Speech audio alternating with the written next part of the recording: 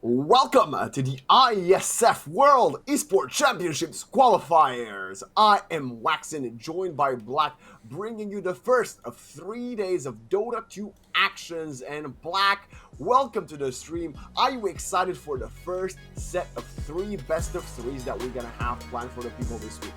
Actually, I think the first one is going to be the most exciting because one of my best friends is playing, Marino.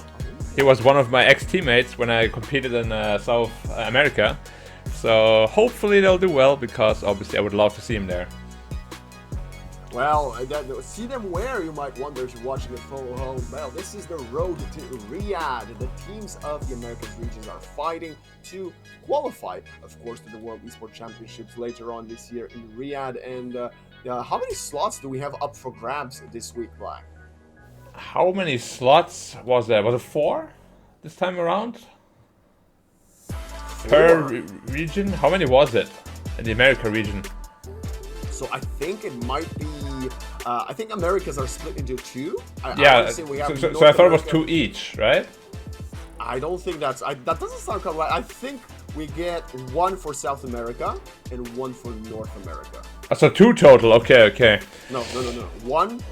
1 for South America, 2 for North America. So 3, I believe. So 3 total. Okay. Actually, that makes sense. Honestly, I'm not quite sure who the favorite is going to be. Brazil? I mean, Brazil is such a strong Dota nation, so it's very hard to go against them, obviously. As I said, Argentina, they have my heart. One of my best friends. I don't want them to lose. Although, beating Brazil sounds incredibly difficult. Well, let's take a quick look at the schedule that we have for our viewers today. Obviously, we mentioned 3 best of 3s that will be popping up on your screen in just a moment, and it's gonna be the opener, the one that Black has been talking to you about, Argentina versus Brazil. At the same time, off stream, we will be having Chile versus Uruguay, second series of the day. We will be going up to the North American region, which I know it might be a bit confusing. Why are Costa Rica and Ecuador in North American region? But that's just the way the bracket works. And finally, for the third series of the day, it will be USA versus Guatemala. The top 3 games will be taking place on stream, but off stream, of course, you can follow Colombia, Panama, Mexico, and Venezuela. I'm just taking a quick look through the players here. I'm actually very curious who is playing for the United States. It's a very interesting squad, actually. I've been taking a look at some of their players. Arguably most experienced in Tier 2 Dota. I believe it's Monkeys Forever squad with a few young and old names alike. But let's actually start with this America's B region, you could call it, Black. Let's talk about Chile, Brazil, and Argentina. And which one of them 3 do you think will get the only slot for their group? So I think if Brazil fielded like the absolute best team, they would probably be my favorite. I'm not entirely sure who's actually playing for them, but they have to be considered one of the top. I mean, Argentina is very strong as well. I don't know too much about Chile, actually. Do you know more about them? So, looking at the rosters that we currently have fielded, I am familiar with 555, who plays for Lava Esports. Lava has been a team that I've been following quite a lot over the last 6 months or so, and he is a very, very strong player. Quite strange, he is written down as a position 2. If I'm not wrong, 555 plays 3 off lane when he plays for Lava, but maybe there's some change. I've seen him double as a support, so I don't know if he's going to play mid for his nation. So he's one player I would keep my eye out for. Brazil, I don't think they're going to fill their best 5 roster, although I hope to be proven wrong. And Argentina, they, alongside Mariano, essentially they are running a full stack. They have Hermit, Shifu, Runway, and Widge, and up recently, if I'm not wrong, this was a full lineup that used to play for SG Esports and then Team Alpha at the beginning of, at the end of 2023. So they have some cohesion amongst each other. Also, just another bit of an asterisk, this is all very similar to the Argentinian lineup that played last year IESF World Championships, Black. Yeah, and we know how important it is to be very well versed together, right? Like team play is so important when you're playing these national leagues, because we have seen players, really good players, like most notably at the IESF finals last time. Like America was probably considered to be the favorite by most when it just comes to pure skill, but they had a stand-in, they couldn't play with the full roster, and they got pretty destroyed. They didn't even make top 3. I think they were top 6 maybe at most, and they had no chance. Americas, I think I got 8th last year actually, or 8th even only. And on paper, right, they were so good. So I've got to tell you a little about this Argentina roster, as we're going to get them on our screen in just a moment. So I'm looking at a comparison side by side of what we had from them last year versus this year, right? Mariano is a new addition. He's replacing Runaway, but I think this is arguably an upgrade, right? You could say that. Shifu was pretty good, Shifu was there last year. Actually, no. Sorry, I didn't want to mislead you or our audience. Runaway is actually going to be flexed as a support. Last year he played safe lane, so Runaway is still on the roster. That's kind of intriguing. Widge was there, and so was Hermit. But Hermit couldn't make it. He only played in the qualifiers, which Argentina didn't win. They came short to Peru, but then Peru withdrew, and that's how Argentina qualified. So it's been a long journey for Argentina in the last couple of years, and they've never quite proven themselves. Because last year when they, snuck in because Peru left, they still lost very ugly in the group stages. So they have a lot of stuff to, prove, as they have a single slot to play for. And look at the roster right now, Black. Tell us a bit more about your friend. Mariano, I think he switched positions at this point, but he used to be an offlane player, a very strong offlane player. Then he went to support. He cycled through all the positions except carry, I believe, and he was, in his region at least, he was considered one of the best at many of them. Then he became a coach afterwards, then transitioned back to being a player. He has a very long history of being active in the professional scene over there, of course. But yeah, as I said, he was my teammate for roughly 3-4 months. We're gym bros. He's huge in going to the gym. It's basically his second home, even more than me, to be honest. Like, I do my workout 1.5 hours, and I'm like, let's go home. He's like, nah, I'll come in like 2 hours or something. I was like, all right, bro, do what you want. I'm out of here, But yeah, the guy's beast. I love him. He might not be the best Dota player, but he's a super nice teammate to have, which oftentimes is honestly better and more important than being super skillful. Like, he's just a natural, charismatic leader. That's great. I mean, this is a nice breakdown for the Argentinian squad, as I believe we're going to get on our screen in just a moment the Brazilians. And, oh man, Black, I gotta say, I'm familiar with some of the Brazilians as well. More specifically, Donatello. He has also been one of these players that's been making more of a name for himself in the last couple of months. Playing with some rather experienced players. He's been a substitute for the Noping Esports squad, has had a few games alongside Michael and HFN, which are names that you might be familiar with. And very interestingly, he's also played on the same roster with Widge, which of course will be fielded on the Argentinian squad today. So I wonder, Black, how does that feel, right? You play for the same org, and then you go play for your nation, and you're fighting essentially versus one of your teammates. Is there a bit of an extra bragging rights in that? Yeah, I think you definitely have a little bit more of a motivation. Like, if representing your country wasn't enough, you definitely want to edge out your teammate. Obviously, there won't be any bad blood or anything, but you want to have the bragging rights, as you said. You want to be able to make fun of them, at the dinner table. Like, well, I guess you're the new support now. And they're like, Well, I'm very keen to see how this will unfold, especially as this is a 3-team group, right? It's kind of difficult. Is that safe to say? Kind of difficult to fight for it. You're playing 2 best of 3s, and you're playing them all in. You're playing 1 best of 3 a day. It's quite a very strange format, right? Argentina-Brazil has a game today. Then Chile will have a day tomorrow to prepare for what they see from Argentina. And then Brazil has a break between today and the final series. So I would argue that Brazil, looking at the order of the series, has the advantage because they play first and last. that means nobody knows what they're going to run, and they will have time to observe their opponent for the last series. Is that a safe assessment? Yeah, no, I'd agree.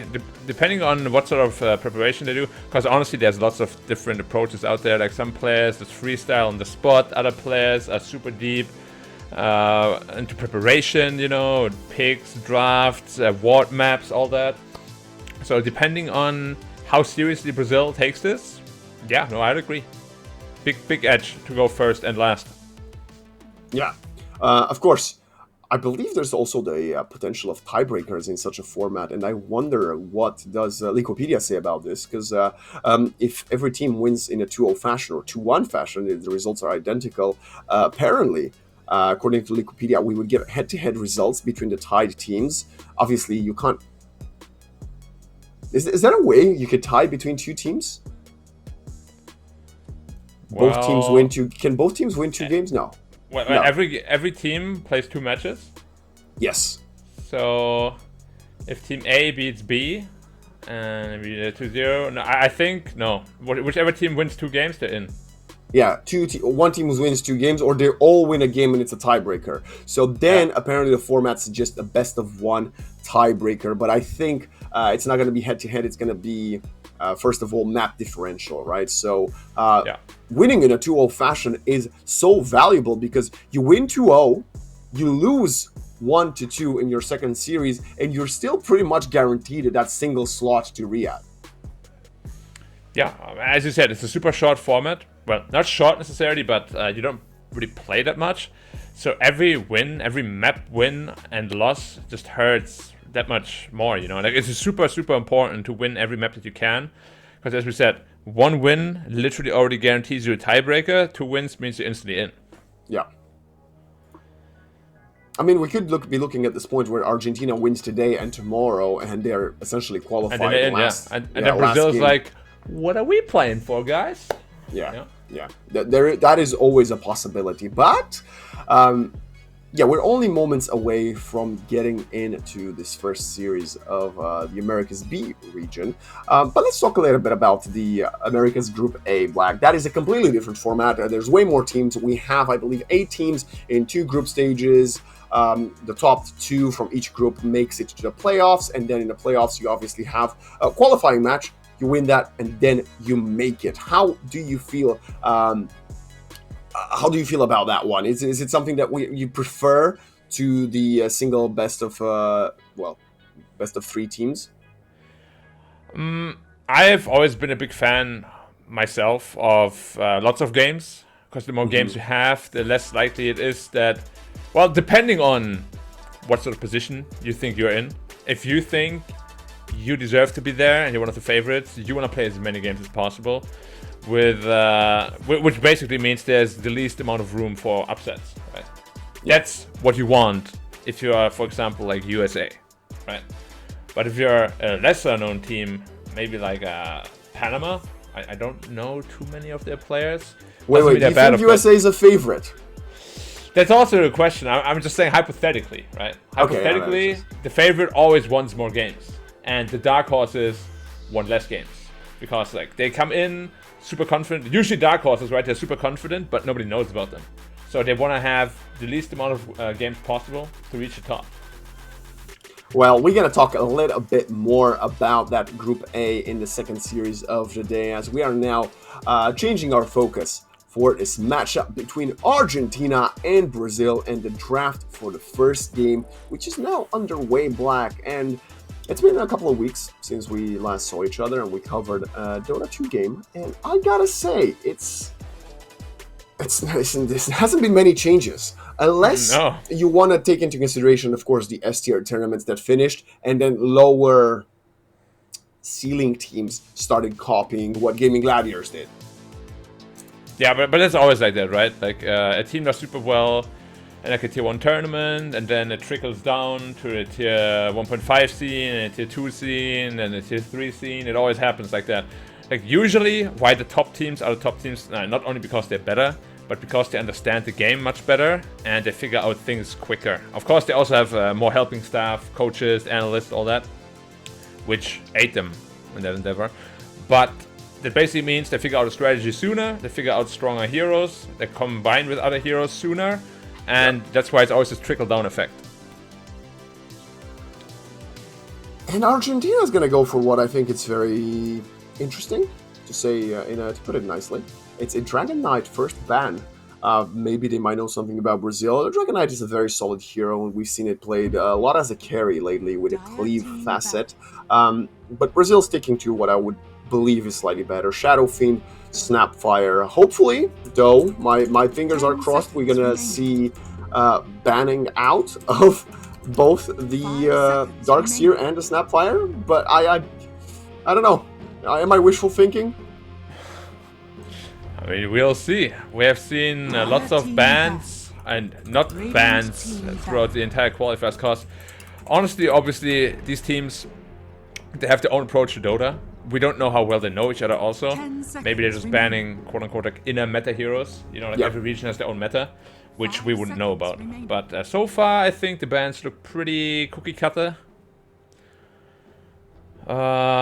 Beast has been taken out, so has Broodmother. I like what Brazil's doing. They're taking out the big stuff, but Argentina's going to opt to continue by banning out the Hoodwink, and now they're going to probably take the Sand King. Okay, not the Dark Seer yet. They went for the SK, which has seen a lot of success in mid lane and a lot of, well, unsuccess in the off lane.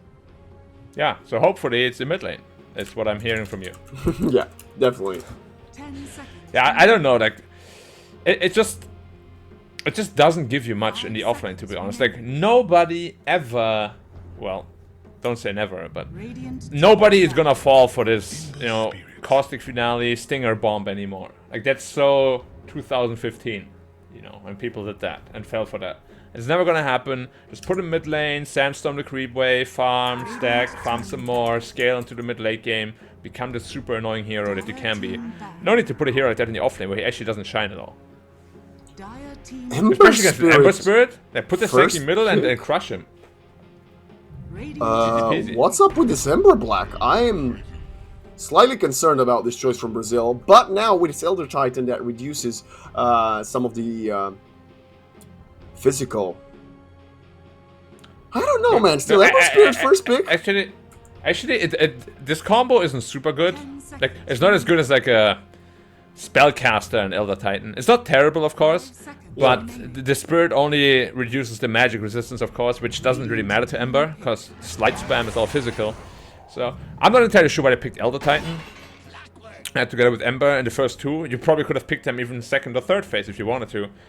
Now Jakiro Clockwork, man. Like, 2 S-tier supports, I'm already quite worried for Brazil. So am I. Elder Titan hates Clockwork so much. They might be like trying to figure out something like one of their game plans that they've had, but it's not a good look. And starting off on your back foot when you're playing, like we said, so crucial series, you can't really afford to make many mistakes. Yes, it's a best of 3, but if you drop even a single map, we said you could just be out on the basis of that. Yeah, well, I hope they know where they're going with this, because if you start like this, it's very easy to, you know, get off track and then kind of get lost in the sauce. I mean, it's still obviously not terrible.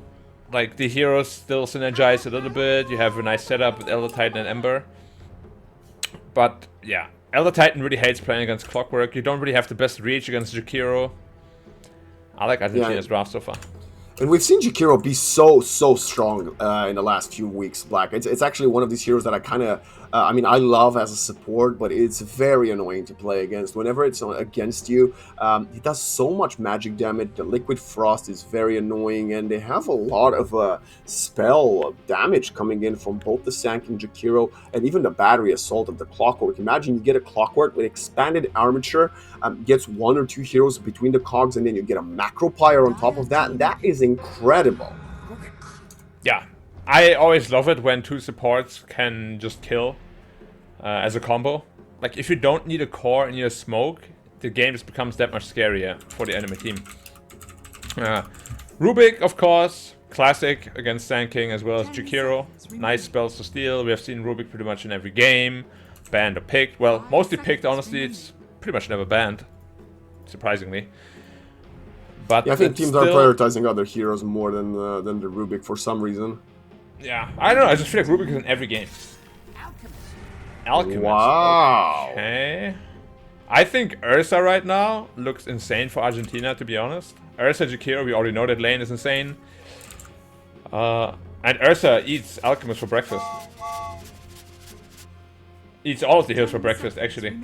Yeah, somehow going for the Alchemist before you ban the Ursa is not great. I guess you might think that oh, you're trying to put them in a corner with too many melee heroes like melee Sanking Mid, melee Ursa, melee Clockwork, but you can't really punish.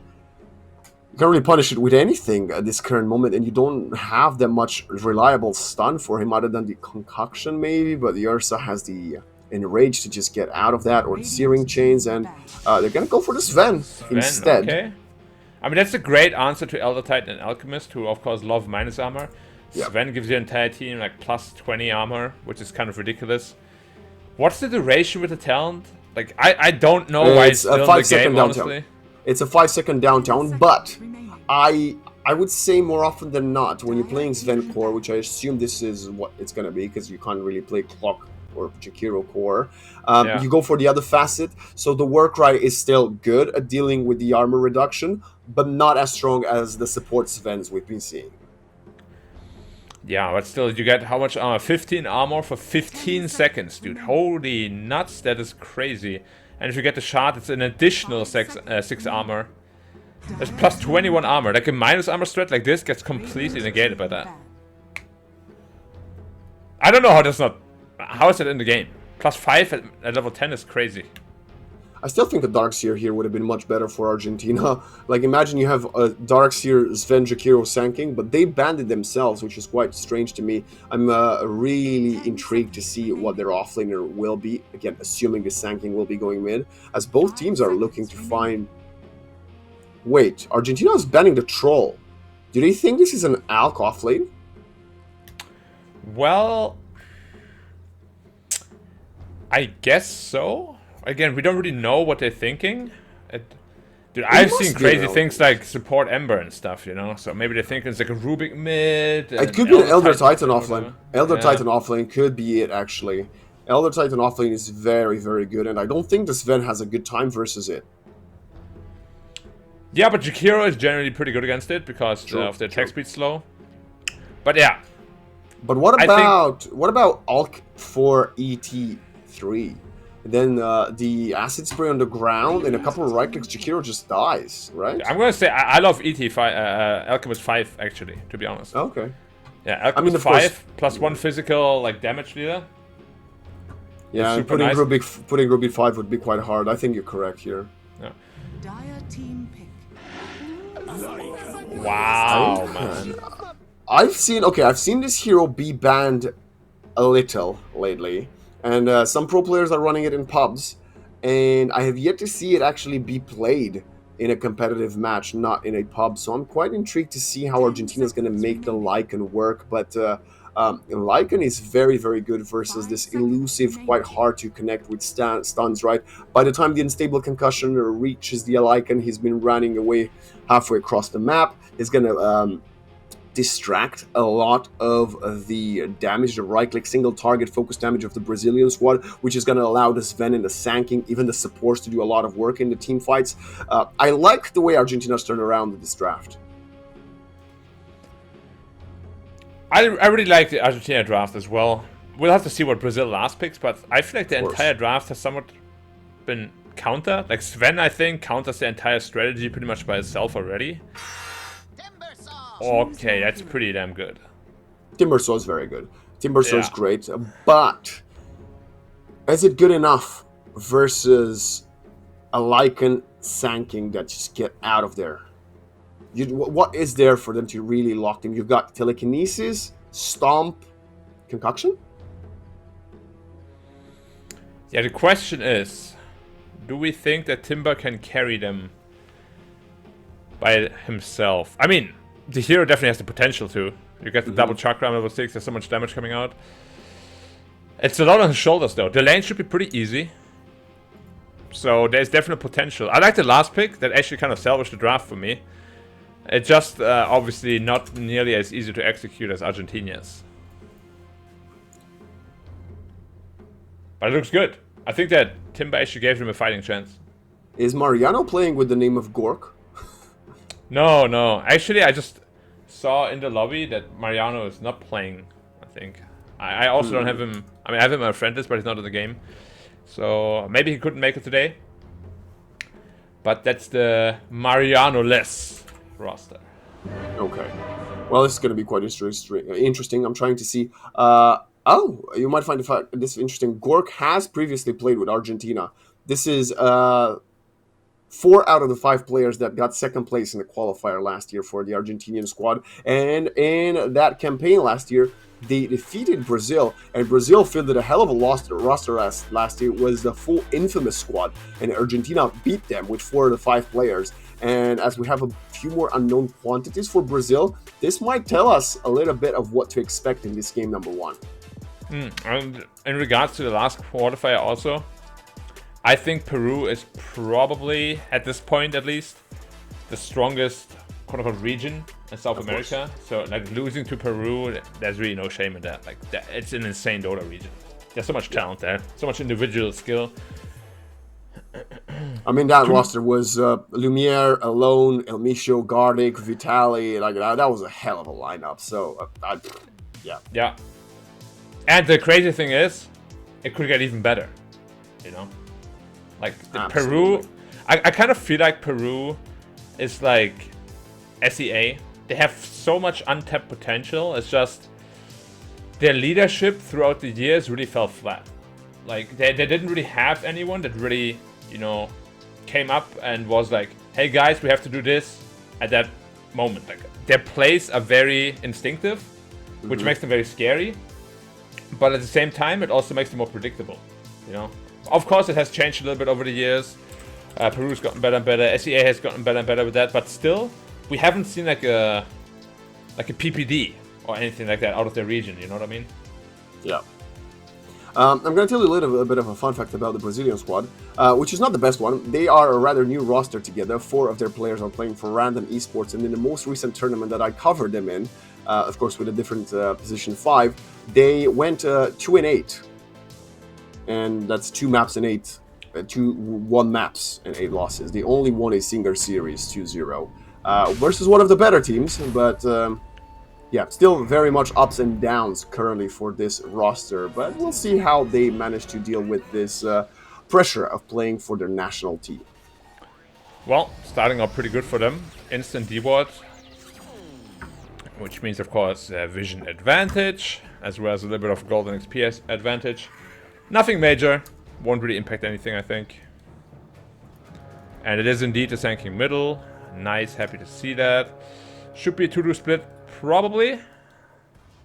The battle begins. Oh, Lycan versus Alc. Oh, it's actually 3. Yeah, 3 runes to the Dire. Obviously, when you have an Alchemist, that's exactly what you want.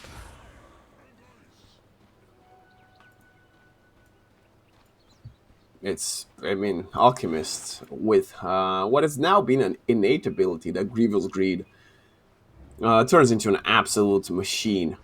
And Summer Kid will have a lot of lifting to do if he wants in this matchup, especially versus the Sven, who traditionally, even back in, I don't know, 2015, when both of the heroes were like tier 1 carries, the Sven just pops God Strength and kills the Alchemist. So let's see how Summer Kid can deal with that. Yeah, as we said, it's also insane in terms of just the armor it gives. But yeah, the lane is not the easiest against the Timbersaw, of course. It's gonna put a lot of pain into the Sven.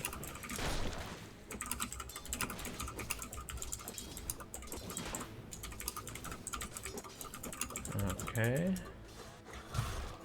Well, how do you think are you expecting this mid matchup to go? Because we thought Sand is going to be completely obliterating, but so far he's gotten his hands on a single creep in the first 2 waves.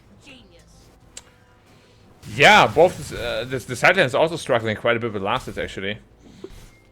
I think it should be quite a good lane for Sand King, like almost any melee matchup is. So even though the initial lanes are a little, or the initial waves are a little tough, you're probably gonna get an advantage as you get higher levels. I think this top lane is a lane with substantial kill potential for the Brazilians, and that's why we see Summerkid and Honey just getting involved with right clicks, throwing some nukes out, trying to spam. We see Honey using the Astral Spirit, sending bottom, tanking all the creeps, pulling him back in, and just using it to deny and harass the opponents. But bottom at the same time, for the same token, we've got Jakiro's Vend, which are very good at nuking down pretty much any opposition. Yeah, that's an incredibly strong nuking lane. And the problem is for Sven, I mean, he'll still be farming, of course, but as Timbersaw gets higher and higher levels, it's just going to get harder and harder. And eventually you'll have to evacuate the lanes for the jungle. Oh, first part top, actually. That's the power of the Elder Titan, man. That is the strength of the Elder Titan, you could even say. He punches you once, he hits like a truck. Mike Tyson in his prime, this ET. And the way Elder Titan has been played, well, a lot over the last few years, but most recently as well, it's very, very annoying because he just transitions into a core naturally. Yeah, and once he does, like, he actually hits you for 300-400 pure damage, basically. Notice there's a Sven, though. Obviously, he gives you a ton of bonus armor.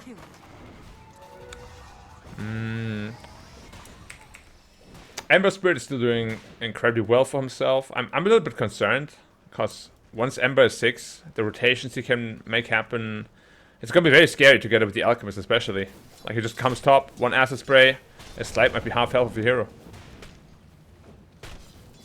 Tala is more than happy for his start, bro. He's got 8 last hits, essentially a tool of double waves ahead of Shifu. And of course, Shifu will be more than able to catch up and farm. He's a Sand that's just the nature of the hero. But Tala, we were expecting him to be way more punished by this mid matchup. So far, he's showing us his prowess on the Spirit Brother.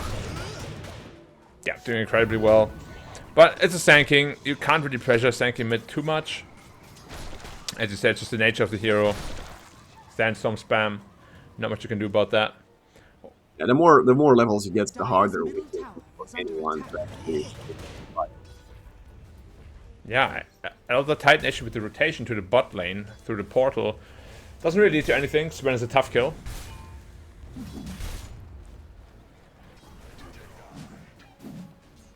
When did they remove that great cleave gives strength again? I reckon that's pretty wild. Because it gave like 8 strength or something, nothing major, but I feel like it's always really weird, you know? There's like an ability, and then they buff it, and then they revert that exact buff to the old version again. FTW, by the way, is just getting annihilated by this constant spam from Widge's Jakiro. Like I said, it's the life you have to you know, endure when you are laning up next to this hero. Yeah, and of course the sad part is, well, not the sad part. Oh, initiation of Rubik. Donatello, good turnaround with the telekinesis blood grenade. And he's gonna die most certainly, but Widge might follow him in the afterlife. FTW is actually gonna get the kill. It's gonna be Donatello indeed with the blood grenade overtime damage, and Gork doesn't want to overstep. What a play from Donatello, and I told you he is one of the Brazilian players that is currently still in that tier 2, tier 3 scene competing. Yeah, definitely showing it there. I feel like just over the course of the qualifiers, of course I don't want to badmouth any core players here, but the amount of insane support players I've seen is quite high. I think that's actually a very fair assessment, Black. No, actually, I was thinking about the same thing. I feel like supports are really on it, but cores slightly more underwhelming. Yeah.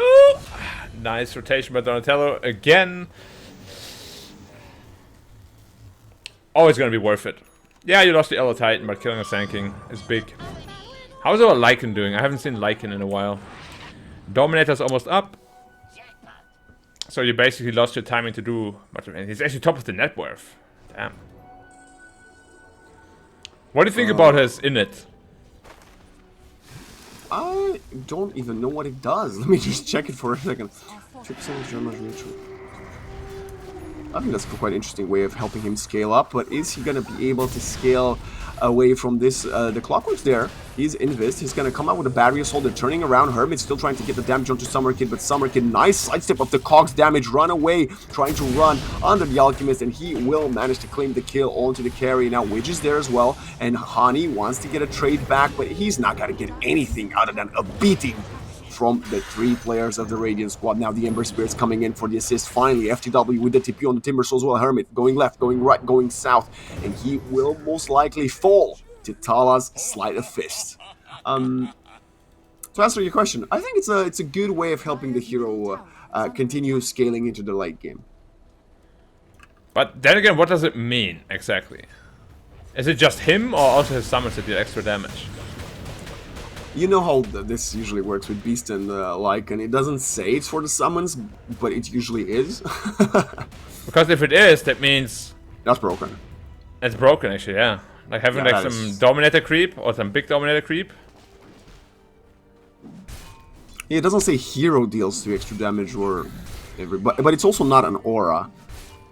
So I'm gonna go on a limb and say it's only him. The wording would suggest that, but yeah. Hopefully it's only him. I mean, I'm just gonna say this Warpaint Raider kind of destroyed the other one, so... Sure. We have to see and investigate as he gets higher levels, which should become more apparent.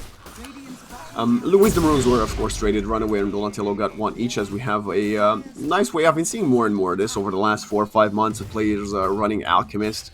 Just the self-stun for the AoE damage is pretty very good, especially in helping you farm. As Witch down bottom, there's a lot of action happening, actually. We see FTW trying to go for more. The Sven is very speedy, though, so he will most likely be safe. Now, only the Jakiro to fall. Still incredibly rich on the Lycan, even ahead of the Alchemist still. I really wonder how much of an impact he can have later on. Obviously he's going to go for the Helm of the Dominator, which he's almost going to have at like, what, 13 minutes maybe? 12, 13, it's an incredibly fast timing. And it can really take over games. You got like a big dragon, or golem, so much damage, so much survivability. But you're playing against Timbersaw. I wonder what the build-up will be for this Timbersaw and the Alchemist, actually. Oh, he's going null tally. He has a null tally. Maybe he really struggles with mana before the Radiance. And now they're gonna jump up top. Honey has no chance. Look at the stun coming in from the Centaur. And now Donatello's here. He's got level 6 on the Rubik. He's very high in XP. And Clockwork will have nothing to say about this. Actually turning around. Nice damage dealt to Donatello. He's gonna fall to the neutrals. Meanwhile, we see Hermit running away, but the Timbersaw fell down bottom, and this is not a good engagement from the Brazilian squad. Yeah, Lycan making perfect use of his facet, getting the plus 5 seconds per kill. Actually, 35 seconds of shapeshift sounds kind of insane. Jesus. There was also a rotation from the Sanking bottom to allow Shifu get the kill onto FTW, and he didn't even use Epic Center. I don't even know if it was on cooldown or he didn't scale it yet, but he just got the kill. Well, enabled Sven to get the kill without it. Yeah, it's very important to keep this Timbersaw down to as little farm and experience as possible, because, as we said, he's the carry of the team, at least for a while. Alchemist is not that far away from Radiant. So. Mid, we have the Epicenter coming in. Honey falls, and they're gonna get a trade kill onto Runway as Donatello continues his excellent game on this Rubik. They're gonna catch Shifu with the Searing Chains, but it's gonna be a 1-for-1, both supports falling. This Clockwork's having a rough game, man. Level 5, 2 kills and 4 assists, but he keeps on getting punished, not allowing him to get a hook shot. Yeah, something, of course, Clockwork sorely needs. Yeah, careful there, Sand King. Did you see that? That's incredible. Donatello spamming the stolen cogs, with, of course, our maxed out expended armature, almost killing Shifu in the Sandstorm. That would have been, I mean, it was a great play. It would have been even better. Look at it, they're just playing pinball. Yeah, it's a pretty interesting facet. But Is do you like or it? Curling, would you say? Yeah, I think it's fun. I think it's a fun facet. And what do you think about Rubik? stealing all the facets as well. I feel like it's too many buffs for Rubik, no? Like he literally gets just more of everything. I think they will get a point into a meta when Rubik will be absolutely S tier, when you will have to counter him by picking the worst facet, genuinely. It might be very possible because the fact that he just steals every facet is kind of crazy. They just spotted the massive stack in the Radiant Triangle Black, and okay, they're going for it. He has the dual Fire Breath. They have a lot of nuke to AoE damage, and they're gonna start farming these away. But Ancient Golem is here from the Lycan to come and spot this attempt happening. Now the hook level 6! 3 players caught in the clockwork cogs, and now the Macroplier Ice Path. This is what we predicted will happen, and that is prevailing right now. The Sven's here with the Stormhammer gonna try to get on top of Hani, but no. Separation from the Ember and the Timbersaw, allowing the ET to get away, and despite what was a phenomenal combo for Argentina, Brazil manages to cut their losses easily. Wasn't the most amount of follow-up damage, it was just a Clock and Jakiro, basically 2 supports. If Sanking was nearby, or maybe even had his Blink Dagger, that would have been an absolute massacre. Oh, I should be fine. Yeah, that's the problem with Clockwork Jakiro. It's just 2 supports, right? Like they can't really do too much. Sven isn't really ready to fight, and yeah, Lycan did surprisingly little there. Ice Path stolen. Stomp. Wish most likely will die. Tala will claim the kill. There's no turnaround, and it's going to be 10th on the board for Brazil. Yeah, luckily it's only a level 1 Ice Path, so it's not as bad. Oh, this might be bad. This might be real bad as they catching Gork. Gork, you don't have any way of escaping as Tala and FTW make easy work of his HP. Yeah, it's extra bad because the Alchemist is still free farming throughout this entire time. Radiance is already up. Oh, he's very happy. We'll see what he goes for next. We've seen BKB, we've seen Blink Dagger. Some people just go AC as well.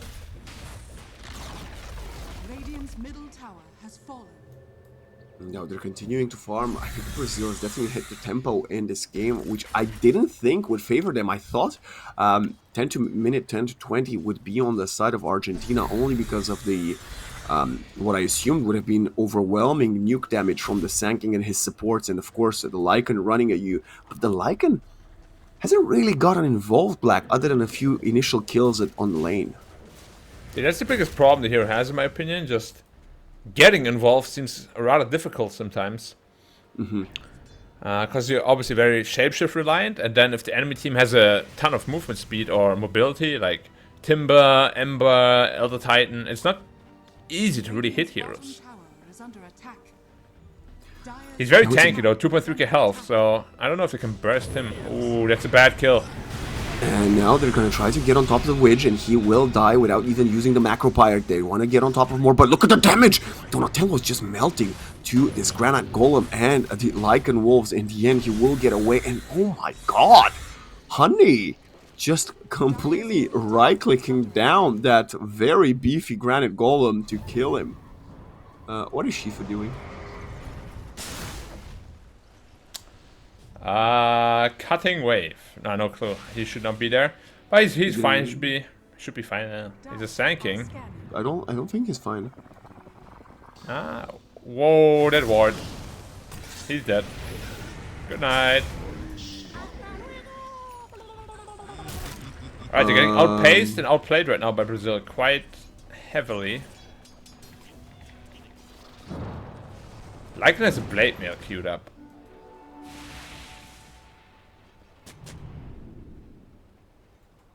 Does he? 2 observer wards. Nice. Yeah, he does. Okay.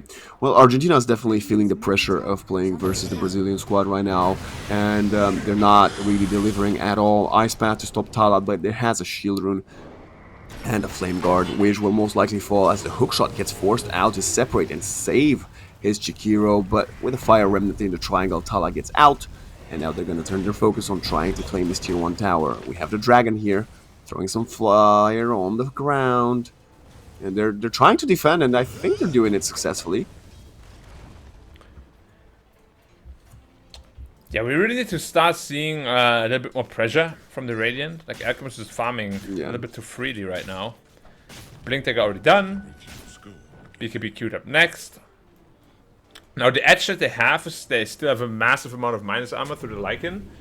And they have a huge amount of bonus armor as well for themselves against all that minus armor. So, I think their draft will not really fall off. And the later it goes, the better it should be for the Radiant. In theory, at least. Yeah, in theory, of course. Sanking is getting destroyed, man. Shifu is trying to get out of there, and he's actually going to be safer this time around. They even got the tower. Now they're popping the shapeshift, and they want to go for some kills. FTW seems to be the prime target that they want to collect, but look at that beautiful Searing Chains. It doesn't matter. Sanking is there with a perfect Borrow Strike, but the separation coming in from the Earth Splitter. Nobody's dying just yet, but FTW will fall first. Shifu, 1 HP, is going to get chased down by Tala. Both offlaners are down, and so is the Chikiro. Donatello still trying to juke, jive, and escape the neutrals, and he's alive. Yeah, Donatello's actually outplaying them pretty heavily. Guys playing insane Dota right now. I told you, man. Donatello's a hell of a guy. He's a great player. Oh, there's a wolf, though. No. No, don't feed them more goals. 250 per kill. You're catching the clock on the bottom. Runway. You've definitely overstayed your welcome, as Summer Kid has a Blink Dagger. Blinks forward after a nice setup from Tala. And I really gotta highlight the play from this Ember Spirit. He's impeccable. He dominated the Sanking in lane. He has 0 death. He's setting up for his team. He's farming accordingly. He's 7-0-5. I'm very impressed. Great item build too. Usually I'm not a big fan of Mage Slayer, but he's got it this early. It's great against Sanking, Jukiro. Makes perfect sense. As you said, he's playing an amazing game of Dota. And paired up with Donatello's Rubik, who's also keeping up in the farm department, it's only 1,200 gold behind the Sanking.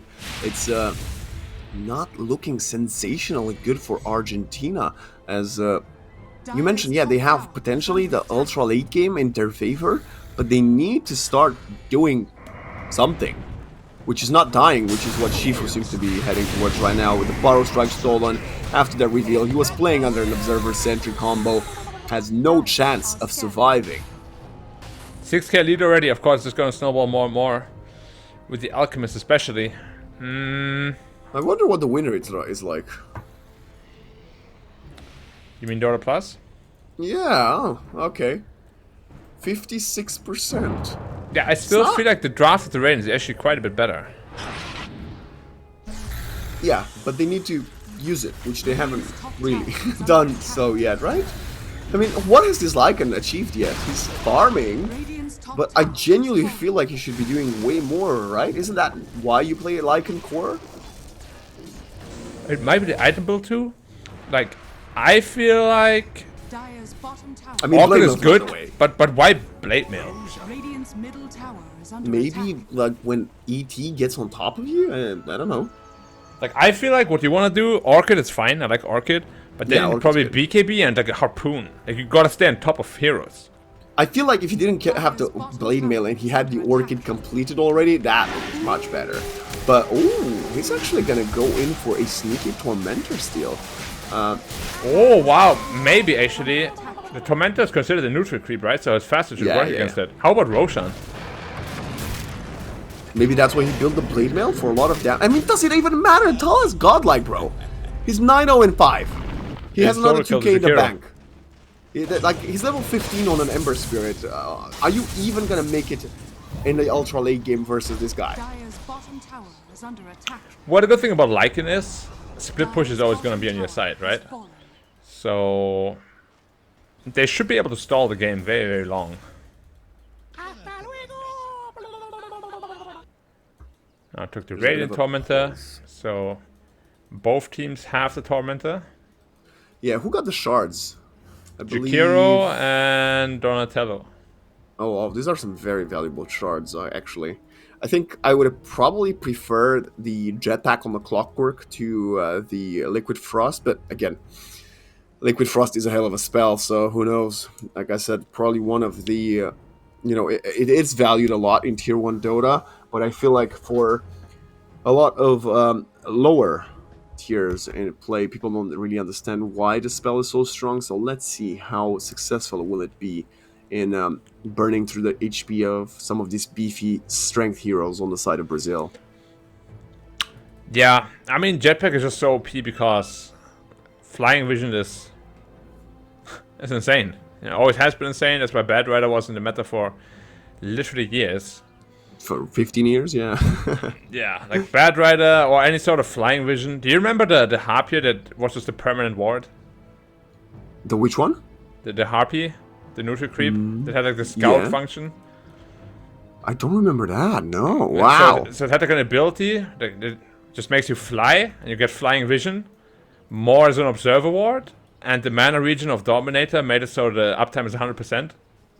Wow, that is broken. Yeah, and also, of course, had the health of a Dominator creep, so you just couldn't kill it. It was so stupid. And it got changed, of course, within a couple of days. The win probability seems to have really been favoring Argentina at the end of the laning phase, as our lovely observer was pointing out, but right now, definitely heading in Brazil's favor. And we talked about the Tormentor trade, Black, but now Brazil's actually going to get a Tier 2 and a Wisdom Rune as well for the troubles.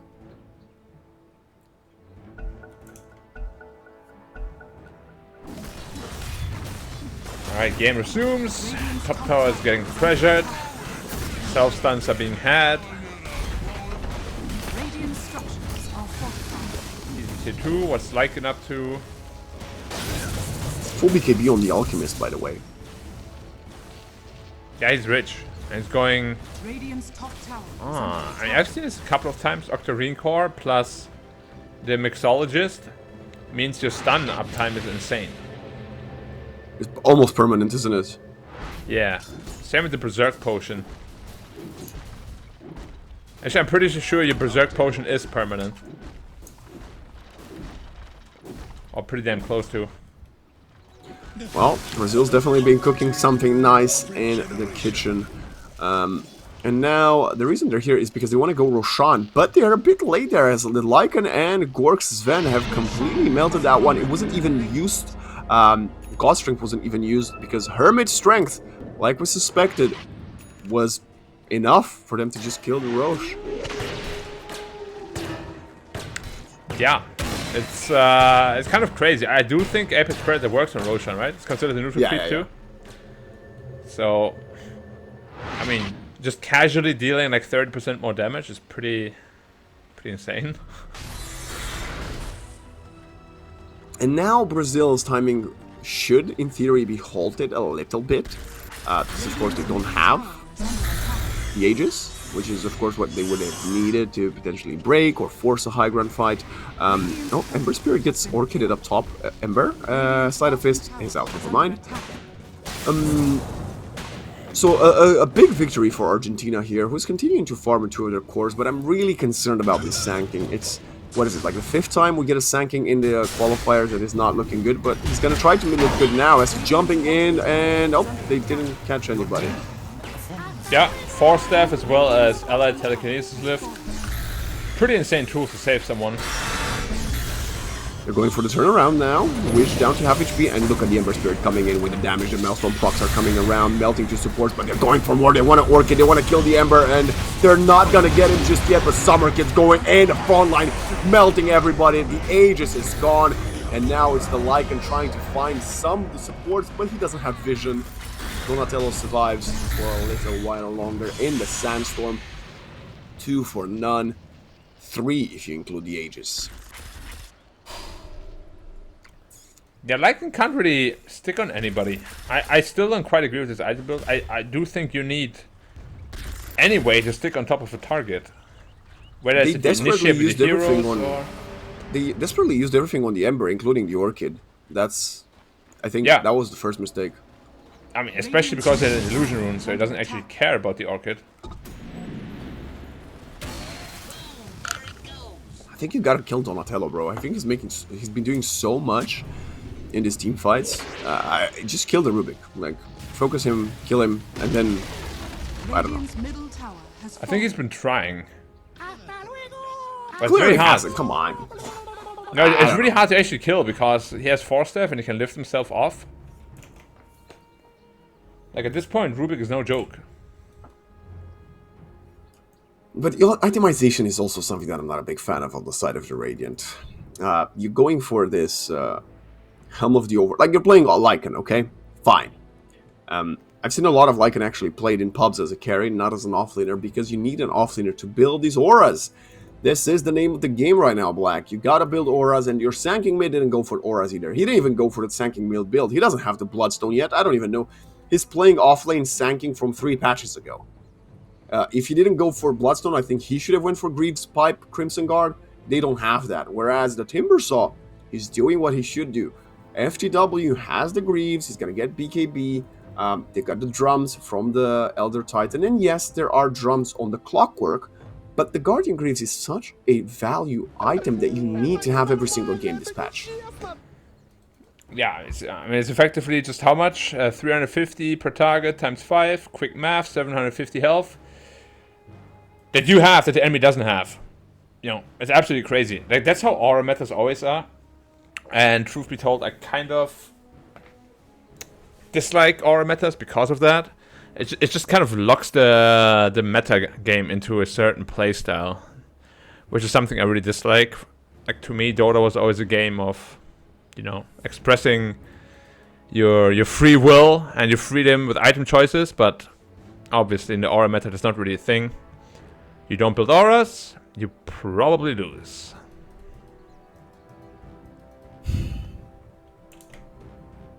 Really wondering what the game plan is gonna be here, Black, because I thought the Aegis might be a good turnaround point. Clearly it wasn't quite the case there, as they got completely obliterated and lost the Aegis. And now the Sven, I'm looking at him and he has the Blink. He did go for the Blink. He feels like he needs to be the follow-up initiation, but level 16 only.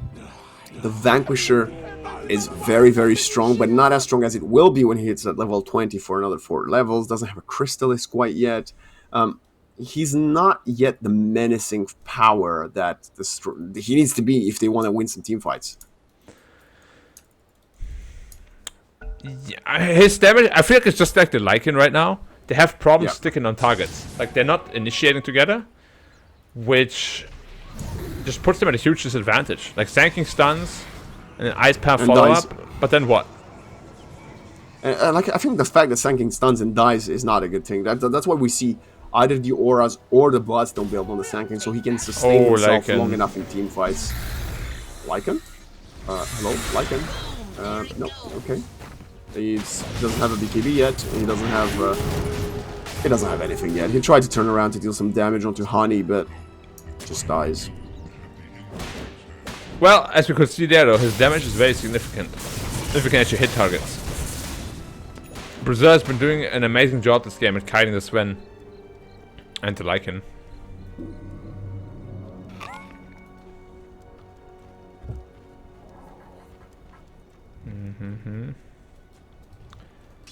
Game is slowing down a little bit. They're just waiting for some more core items, couple of pickoffs probably. Yeah, but the BKBs on Brazil are gonna be here in a matter of seconds, Black, and I think that's gonna be when they're gonna say go. I don't think you're waiting for the next Roshan. I think it depends on how you want to approach this game. Waiting for the next Roshan could be the play if Argentina is just playing very defensively. And we'll see what they want to do on the Argentinian side. You know what I would love to see? If we do go past minute 40, 45, Alchemist pulling an Aghanim Scepter for the Elder Titan. Oh, speaking of Alchemist, just kills the Clocker, but he's so under level that he'll be back in 30 seconds. Not that big of a problem. Summer Kid also very close to having his level 18. 3 points, then in his ultimate, which is of course the Chemical Rage. Yeah, which with the Octarine core has very little downtime. Radiant's bottom tower is under attack. He's going AC after this. Like I said, the Aura team.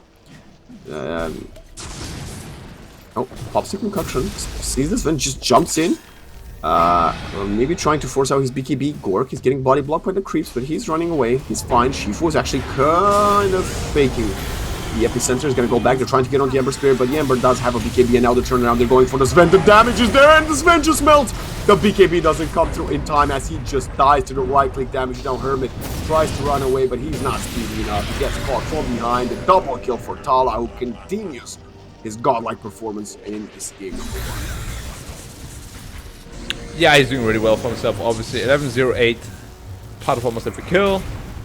As you said, great itemization, and they just have no chance on the Radiant. They've never really gotten any parts to combo. You know, there has been a lot of like individualistic play on the Radiant, whereas the Dire is really playing around each other.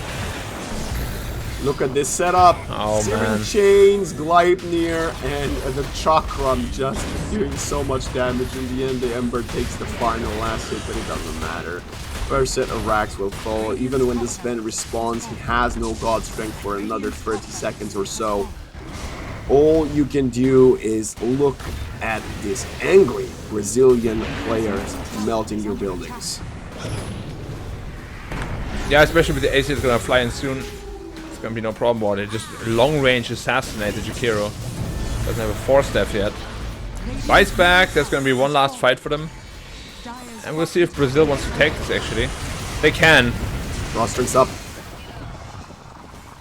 Wow, the Rubik finished the pipe. Jesus. Oh my goodness. Shifu's pump faking the epicenter, but the blink out from the Alk.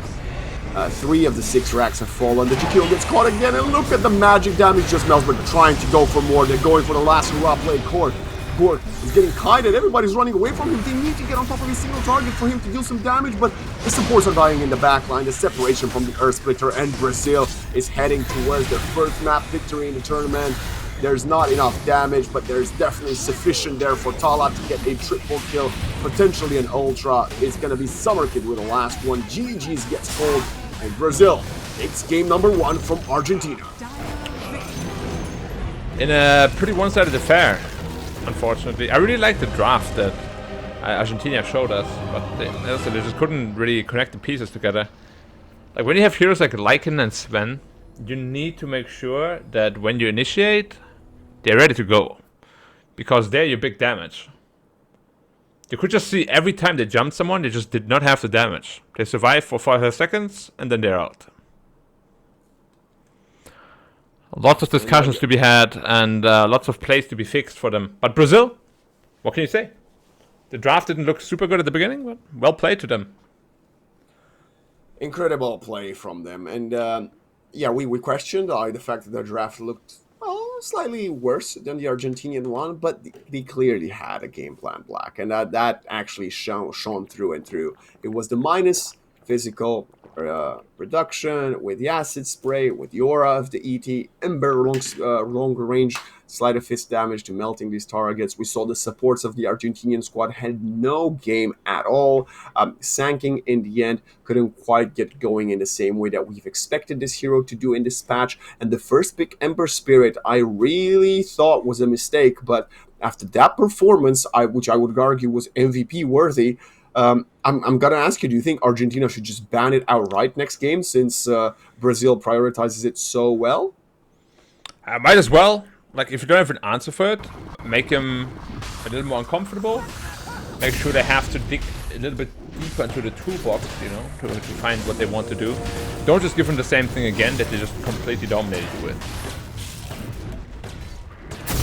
Oh man, we're going back to the early stages right here in this replay, and we saw great shades of the strength of Argentina, and this was the best I think Hermit ever looked in this game on the Lycan. Like I said, after this level 6 and his escape here, his escape attempt here, he never really quite got back on his shenanigans of going for the kills, which I think was a huge mistake. And this felt like could have been the turnaround point in the mid-game, where Argentina should have actually completely killed 3 heroes there, but in the end, the 1-for-1 was not enough. And yeah, it was all going down here as the kiting was perpetual, as we see Donatello left, right, and center, stealing Epic Center, stealing, Border Strike, Sandstorm, Telekinesis. He was an absolute menace on the Rubik. Yeah, 100%. I don't know, honestly, who to give the MVP to. It's got to be him or the Ember, right? Yeah, but I feel like we've just been giving it to supports. The Ember deserves it. Yeah, for the first pick, Ember Spirit, I think so too. Yeah, like they had so much opportunities to counter him. Maybe that's also a little bit on Argentina that they didn't prioritize countering him a little bit more. Because to be honest, what do they have for him? They have a Sanking stun, and that's it. Stun? Yeah, but even his stun is not instant, so he probably just remnants out anyway. And we talked about the Orchid that wasn't there for like second item. Yeah, I think if you show first pick Ember like that, like you gotta get punished more. The fact that he was, well, I don't want to say allowed to have such a good game, but the fact that he had such a good game on Ember first pick is just incredible. In so many different ways. 32,000 damage on the Ember Spirit. Truly deserved MVP-worthy performance. Even the Rubik Donatello dealing more damage than the Timbersaw, which is incredible in itself. Stellar performance and showing from Brazil in their game 1. And right now, they are looking primed to head for the 2-0 victory unless Argentina can bounce back. Yeah, it's going to be tough. It's going to be tough. Draft order is going to be reversed now. So maybe they have something nice up their sleeve, but yeah, it didn't look very promising in the first game at least. Like even the laning stage, they were losing out quite a bit. But just like Dota Plus, I actually agree with them. I thought their lineup had all the pieces necessary to fight Brazil, especially in the mid-late game portion, but they never really got there.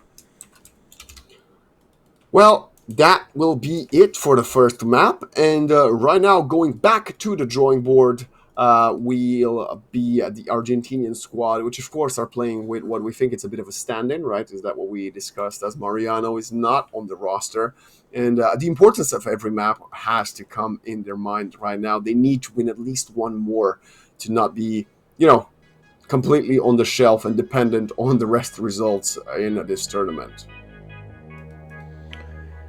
Yeah, as we said, 2-0, man. Like, you cannot allow yourself to lose 2-0. If you lose, which you obviously never want to, you at least gotta take the map to give yourself a chance for that head-to-head win in case of tiebreakers. But it's gonna be hard, honestly. Brazil looks so good. I underestimated them a little bit. Their draft, it was out there, but if you can make it work like that, it doesn't matter. We just spoke about how much freedom you have in Dota. So you draft something like this, you make it work, nobody's gonna complain. But if you draft something like this and you don't make it work, everyone's gonna flame you. Well, let's see if anybody's gonna get flamed or if Argentina can bounce back in this series and take Brazil to a final game 3 after a short break.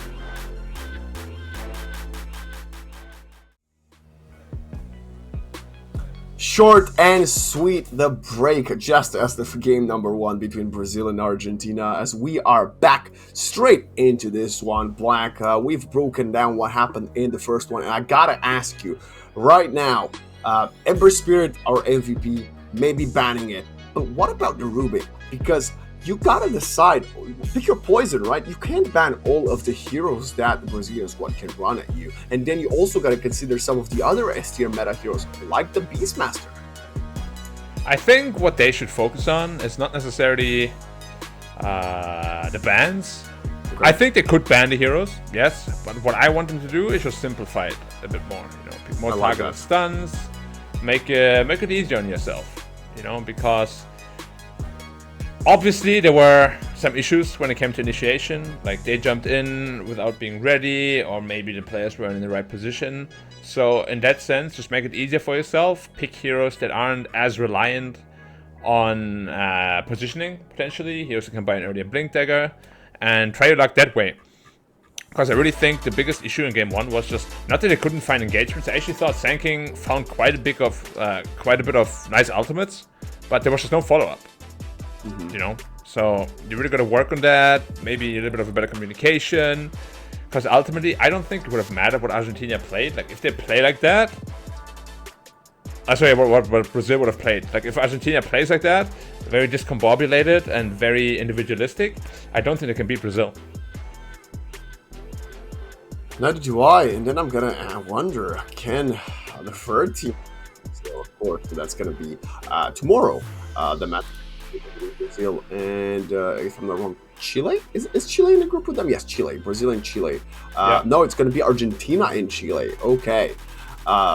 So Brazil, no matter what the result is today, of course, they will be having to wait a full day before their third and second and final matchup versus the Chilean squad. And that's going to be very curious to me, Black, because if tomorrow Argentina loses, what is the game plan for Brazil? Let's say they win 2-0 here, okay?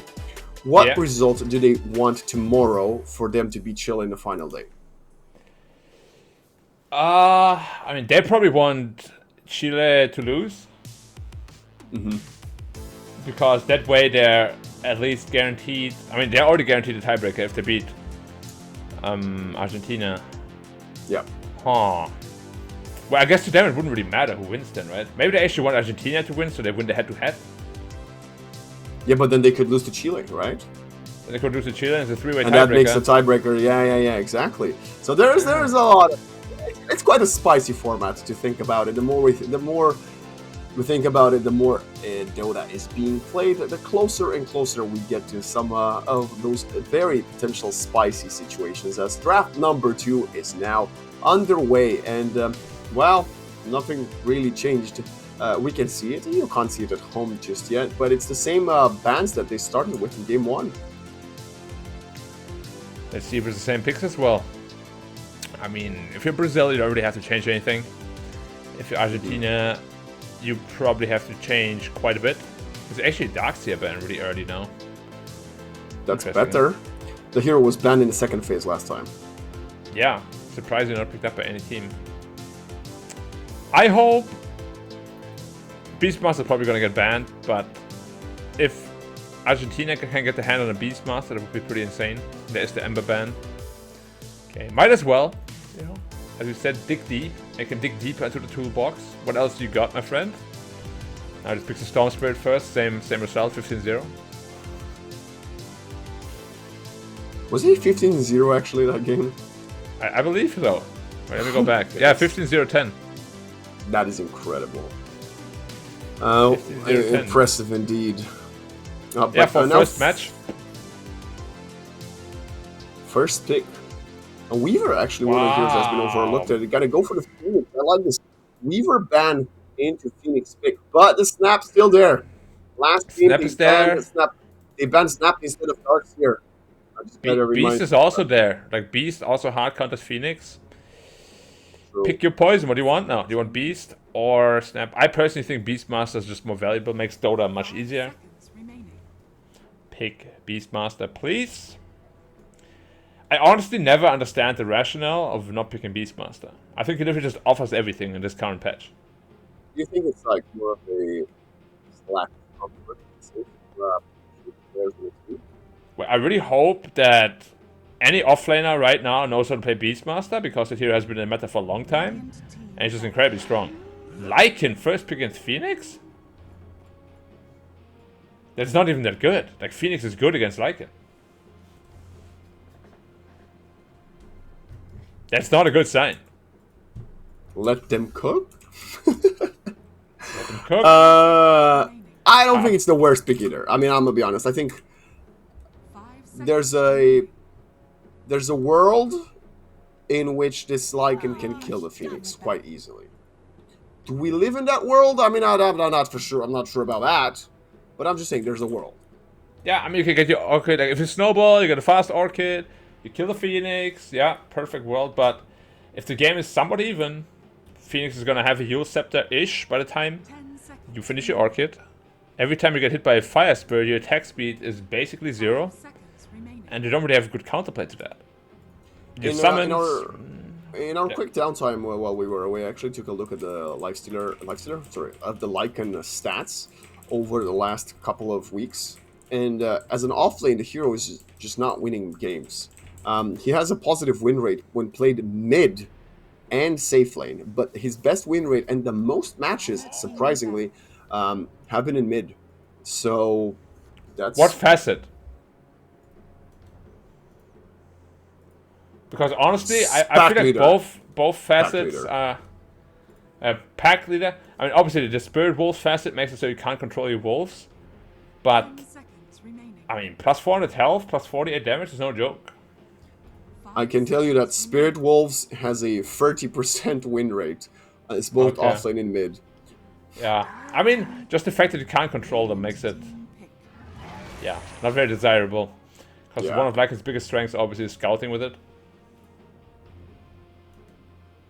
Well, we'll get the Jakiro again, which we've kind of theory-crafted a lot lately, that it's a good counter to the Phoenix, in the sense that, get less attack damage, but you get double right-click for every single time you right-click an opponent. So it's a good way of dealing with the Phoenix Egg. And you get attack range. And you know what, Black, maybe this is exactly what you mentioned. You said you don't want Argentina to necessarily change it up, and they're going for the same draft. It's just they believe in what they're playing, is they realize they got outplayed but not outdrafted, which is not a bad thing. I agree. It's just, I feel like Lycan wouldn't have gotten banned or touched really. Like, why not just pick something else? You know, like, why not just pick Beastmaster? Because now you have this Prioritize problem. something else. Chaos Knight destroys Lycan. Beastmaster doesn't have these weaknesses. You know, like Beastmaster literally doesn't have these weaknesses. You would have already dealt with the Phoenix. Like heroes like CK wouldn't even be an option against Beastmaster just because of the presence of a Beastmaster. Beastmaster Jakiro is insane together. Like why does Lycan? It's not a bad hero probably, but it's just so random compared to, you know, a powerhouse like Beastmaster. At the same time, Brazil's also staying away from this Beastmaster, which I think could have been a great tool of dealing with Lycan. Mars, similar thought process behind it, and also a great setup for the Phoenix Egg outside of the Mars arena. But I still also think that Beast could have been a bit better. But let's stop talking about it, because Beast is not going to be making his appearance here unless Argentina's flexing Lycan mid. Like I said, highest win rate he has, as a mid laner. So if you want to run Lycan mid, Beast offlane, there's going to be a lot of summons on the map for you. Hey, we've seen Beastmaster mid ran for a long time too. That's always an option, you know? Like that low mana cost on the Axis makes it very obnoxious to play against. But as I said, probably not going to happen. A lot of reserve time being ran through right now, below a full minute from Argentina for their third pick, and they're going to have to reveal both third and fourth here. Which is not the best, but they will have overall last, which is going to be feeling a bit nicer to them. I would like to see something maybe like a storm. I mean, honestly, you mentioned the storm for Brazil, but I wouldn't hate to see it for Argentina. Nope, it's the same draft, Black. What are we missing? Clockwork? And ET? No, ET it was Clock and Brazil, Sand King. yeah. They're both in the pool. They're probably staying away from the Sand King after the last game, though. 10 seconds remaining. Yeah, Senking doesn't do too hot versus Phoenix and Mars either. CK, he's fine with CK. He can deal with him, but... Alright, what else you got? You know what the real problem with Lycan is? The meta is so aggro that offlane Lycan just doesn't offer anything to you. You can't pressure the enemy carry. Enemy carry always free farms, basically. Yeah. It's tough. I mean, it makes sense that Lycan middle has a high win rate because the hero scales super well. It's just his laning phase doesn't. You farm. That's all you do. You know, Pangoleo. Oh, probably a bit better than the Sanking. I think a bit more of a safe pick, and everybody's been playing the hero for like the last 2.5 years, so everybody should be quite familiar with it. Also good at disrupting a lot of the team fight that you want to see from Mars. He's quite efficient at dealing with CK and the illusions. I don't hate this pick. It only makes me wonder, are we looking at 3 melee cores, or, since Argentina has overall last pick, a potential Sven support? Sven support could be an option that I wouldn't be too against. Lycan carry, honestly, I think probably also works quite nicely. It's just the problem is this Chaos Knight right now, you don't have good tools against it. Like, Pangolin is okay, but you're countered by Puck, and Chaos Knight is going to build into an Orchid as well. And they got quite a lot of stuns, too. Coil, of course, is the biggest Pango counter in the entire game. It's already not the greatest Pango game. I like that Puck pick a lot. Yeah, it's great, and it's a great synergy when it comes to team fight. You get Puck, Coil plus Mars, Spear or Arena, Coil plus Egg, Reality Reef to be able to break the Coil. Brazil's definitely in their bag for this draft. And we can see that from Argentina, who's right now really struggling. They're burned out almost all of their 10 reserve time, seconds remaining. and they are very much on the back foot. 5 seconds remaining. Yeah, this time I'm gonna give a big drafting edge to Brazil. It's quite tough for Argentina to win this game, I'd say.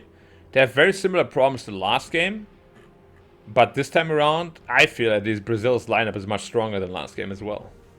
10 seconds remaining. Now, who's gonna initiate for you? You don't have anyone. Seconds remaining. Like a Pango Roland is never gonna do the job. You need somebody that goes in first. Who's that? Radiant It can't be Sven. Not until he gets, 2-3 items at least.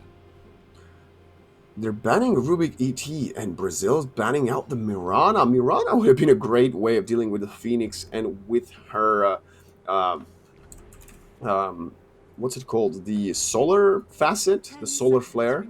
She does a lot of damage if they would have wanted to play Mirana core. It would be a nice way of dealing with even with the illusions from the CK, because she loves building Mjolnir. It would be a range carry. But Brazil's gonna take it out of the draft. They're going to ban out the Ursa. So now Argentina's very limited in what they could pick if they want to flex this Vent to support, of course, which is not a guarantee yet. Yeah, we'll have to see what they end up 10 picking. seconds remaining. Brazil, Morphing, though, maybe? they've got the last pick first. Morphing against CK is pretty rough too. Like, the reason why CK is such a strong hero is because he's one of the best anti-carries in the game. Like, most carries hate the matchup against Chaos Knight. Which again, Sven is a decent option. It's just, what happened to Tiny, by the way? Wasn't banned either game. No team is touching it. I think Tiny right now for Brazil could be pretty insane. Another way of utilizing the coil. Yeah, no, I like that. I mean, the problem is, as I said, Lycan, CK can practically 1v2 this lane. Lycan can't pressure the CK at all. You literally just stand there and farm. You don't need a great pos 5 to really do much. I think Tiny is a great hero. Then you can just put Tiny pos 5 even if you want. It's probably not really what you want, but it's an option. Grimstroke. Okay. I actually forgot about that hero. It's way better. It hard counters Pango here. Yeah, I don't know if it's way better, but it's exceptionally good here. It's really annoying for Lycan too.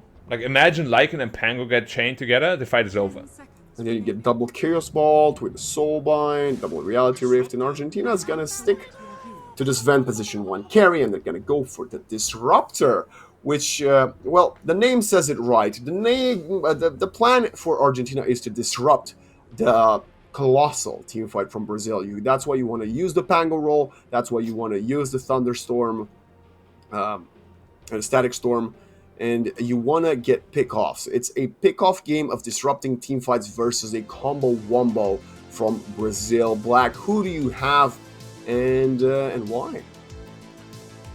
I think Brazil.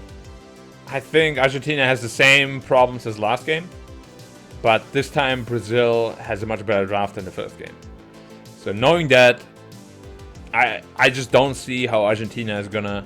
They have the heroes to win, of course. Yep. It's a lot more difficult than it is in game 1, but it's possible. Just from what I saw in game 1, Brazil looks to be a little bit too good, and now with a draft that's this good, I think they got this.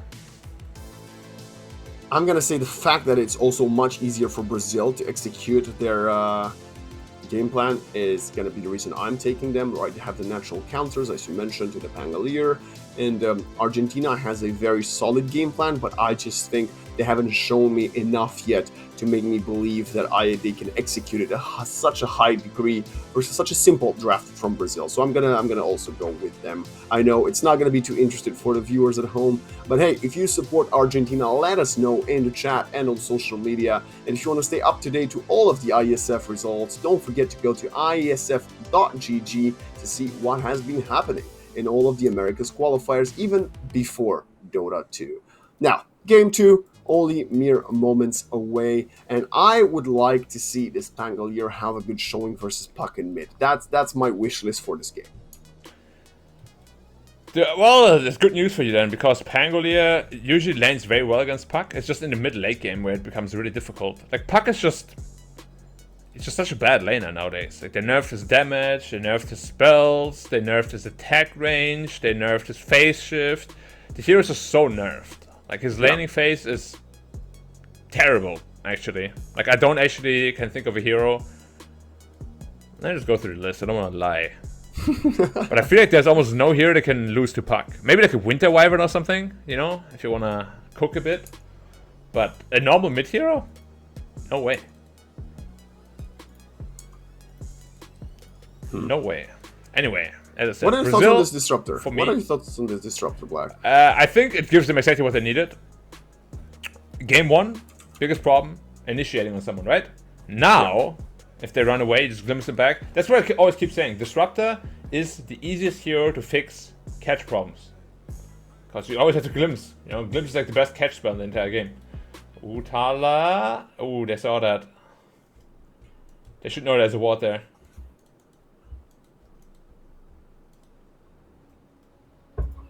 They ping it out, and they're just going back to their own way, yeah. But they're smoking after that. Okay, this might actually catch Argentina by surprise. Yeah, see what they can get here. If the Swata walks up the hill, he's dead.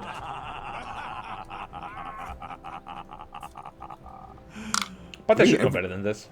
Everybody would die here, right? Anybody on the side of Argentina. Maybe the Pango has a slight chance, but Swashbuckle is level 1 is a bit of a bait when it comes to repositioning, not the best tool, so nobody will get caught. Although Brazil still sticking around the area. Summer Kid coming up the high ground, Donatello gonna steal the bounty, and now they're splitting up and they realize, no, Disruptor is a slow little boy, so we're just gonna kill him no matter what. Pushback or not, First Blood gets claimed by Summer Kid.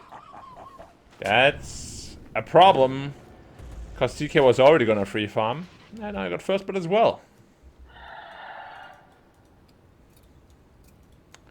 Good gold infusion, of course. Yeah, that Leica's not gonna be a big fan of that. CK coming in with a bit of extra gold on lane.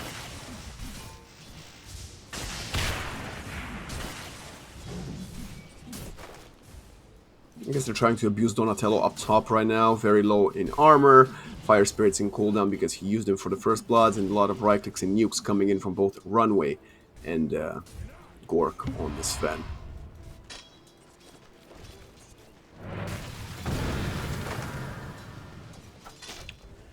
Now, let's see. Top lane should be free farm for both. Although laning against Phoenix is pretty annoying, so they might actually be able to pressure the Sven a bit later on. Bot lane, as I said, CK should just be free farming, no problem. What is the off lane Pango? Mid Lycan, nice. And mid Lycan destroys Puck, in theory. Yeah. Like, this is kind of what you wanted to see from them. Yeah. Like, just look at how unfair it is. So every wolf has 46 damage right now. And your main hero has 73 damage. So you have a total of like 125 damage against Puck 60. It's just incredibly unfair. There's nothing you can do. Teaching us a valuable lesson is Hermit, the fact that life's not fair. So I really hope that Puck gets nothing here. Like, Puck should get life is fair, absolutely Black? No. No, exactly. Life is the opposite of fair. Unfair. Exactly, as we all know. Yeah. You know, that's the nice thing about the human brain. Like, selective memory makes it so that we remember all the bad times 100 times more than the good times. So in our head, life just sucks all the time, you know? And then you have one good moment, and you're like, wow. And then you have one bad moment, you're like, ah, everything is so bad, you know? Wait, you guys have brains? Wait, what is a brain? I don't know. How do you spell that? Do you eat brains for breakfast? Brainfest? Interesting. It must be new cereal. So Honestly, far, I think I'm onto something. yeah, I think so too. Maybe it should be like a new brand. Oh, Wish is about to get branded with a couple of right clicks from Summer Kid and sent back to base once again, with it being cooled down, which is going to enable them to also get the Lotus from the Lotus pool. So far, so good for this CK Grimstroke lineup of the Radiant side. Yeah, as we said, incredibly strong lane. Not sure how you stop him. Shifu? Oi, oi, oi. Shifu? Shifu, more like... Dead Fu? Yeah. Oh man, that was rough. Yeah, nobody had hoped to see, but that's the thing. I feel like Pangolier and Sand King are actually very, very similar. Like, they don't do much in the off lane, but the mid lane is incredibly good. So yeah, now you have this nice matchup for the Lycan, but is it worth the trade? Because your space maker, your playmaker, the Pangolier this game, is him being shut down worth it?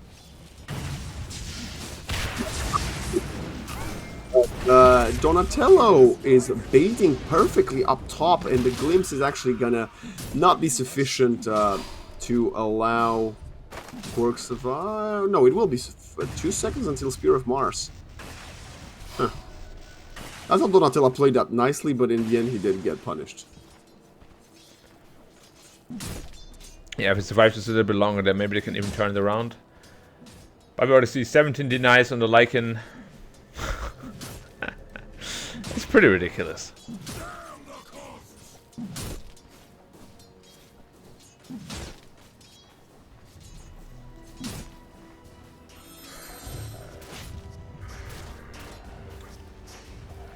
Puck's not doing too bad compared to, well, he's doing way worse compared to how he played on the Ember Spirit in game number 1, where he was the one leading the charge, but only 8 last hits behind. Okay, Talux is a bit overzealous actually with that Illusionary Orb, jointing into it. Summer Kid is also under pressure down bottom, but I think the Puck is gonna fall mid. No, the Lycan turns with the tail between his legs, allowing the Puck to survive, but both the CK and Puck will need to heal back up.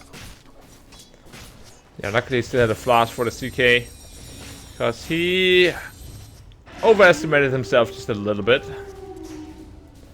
One stack in the 6, there's actually a kill threat though in the mid lane, so we'll have to look out for that.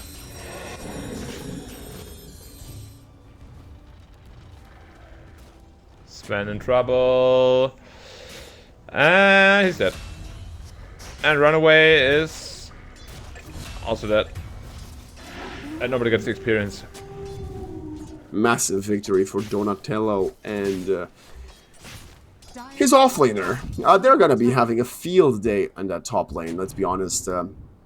Punishing Argentina, who's having a very, very rough start. Yet again, actually, FTW is even top farming in the map. 34 last hits with 10 denies, and yes, Hermit is doing a lot of good job in mid with 20 denies in 33 last hits. But for a Mars offlane to have such a lead versus a Sven matchup, it's incredible from FTW. Oh, he opted in. Shapeshift popped. There's no coil yet. I think two more Nice creeps attempt at should do it. juking. Oh, there's He's the coil. fine. He's fine. He has a regen. He's healing. That's a Good bait. first shapeshift wasted. Yeah, great bait with the regen rune running. He might actually get a counter kill soon. Like once shapeshift expires, get a teammate over for the coil.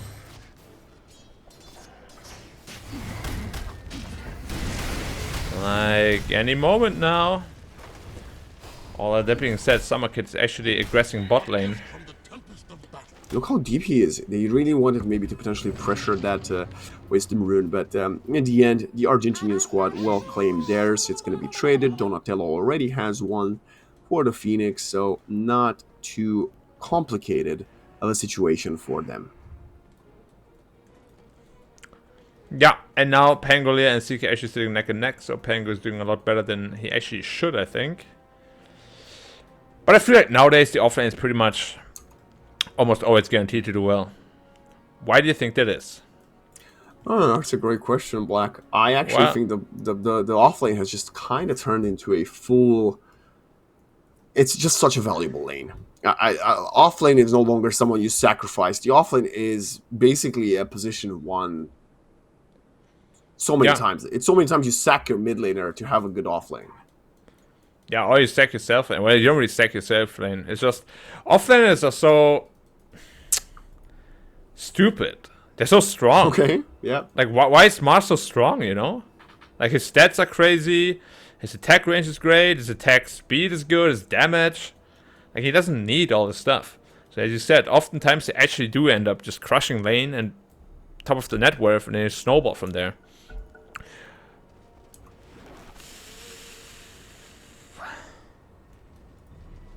Well, we're back on the way after that quick pause. And I just wanted to ask, was it Shifu that played the Lycan last Sanking. game? No, he was the Sanking. Oh, so they swapped, they kept the player matchup, but they swapped lanes. Huh. Summer Kid is burning a bit, but he should be fine. Also, what I wanted to say is, one item why all the offlanes are winning now. Bracer. They just build 2-3 bracers, and they have enough HP reading for everything. Ooh, without shapeshift?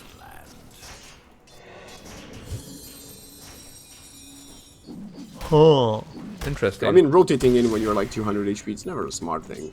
You wanted to help Tala get the power rune, but Donatello was also there, and they're not even gonna get it. It's gonna be Hermit finding the shield room bottom, which is very funny. Yeah, Lycan is continuing to do considerably well. But of course, he's going for the Helm of the Overlord first, which means his Orchid is going to come out quite late. I am fully expecting Puck to have a Yules by then. Maybe even a Phoenix as well.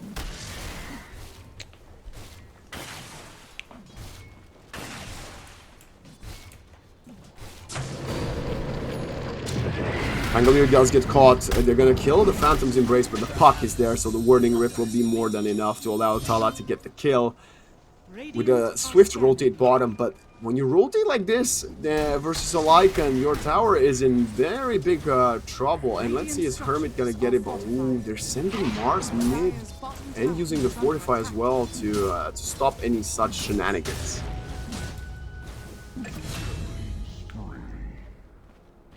Summer Kid with another kill. Early game is looking pretty amazing already for Brazil. Only Puck has a little bit of a struggle going on. He's a hero that can recover quite nicely. So they're definitely very happy with the early game here.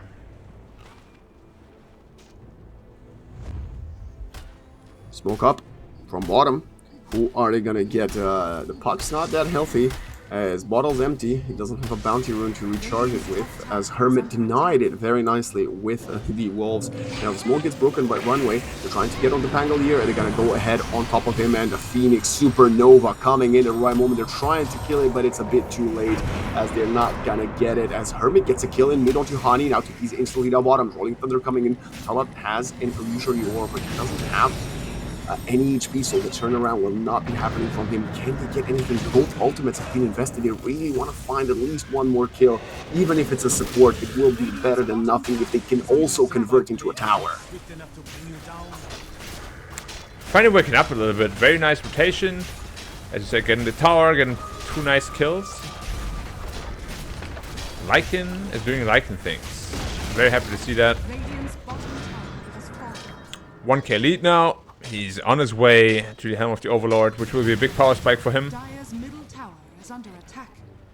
If they're losing their mid tower, though, it's not worth. They're probably not going to lose it, but it's going to take a lot of damage.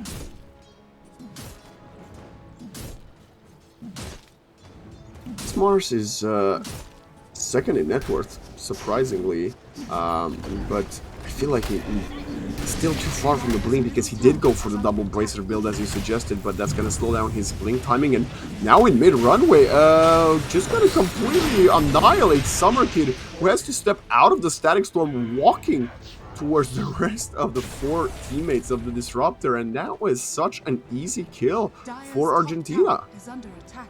I know that's what I mean with the power of the Disruptor.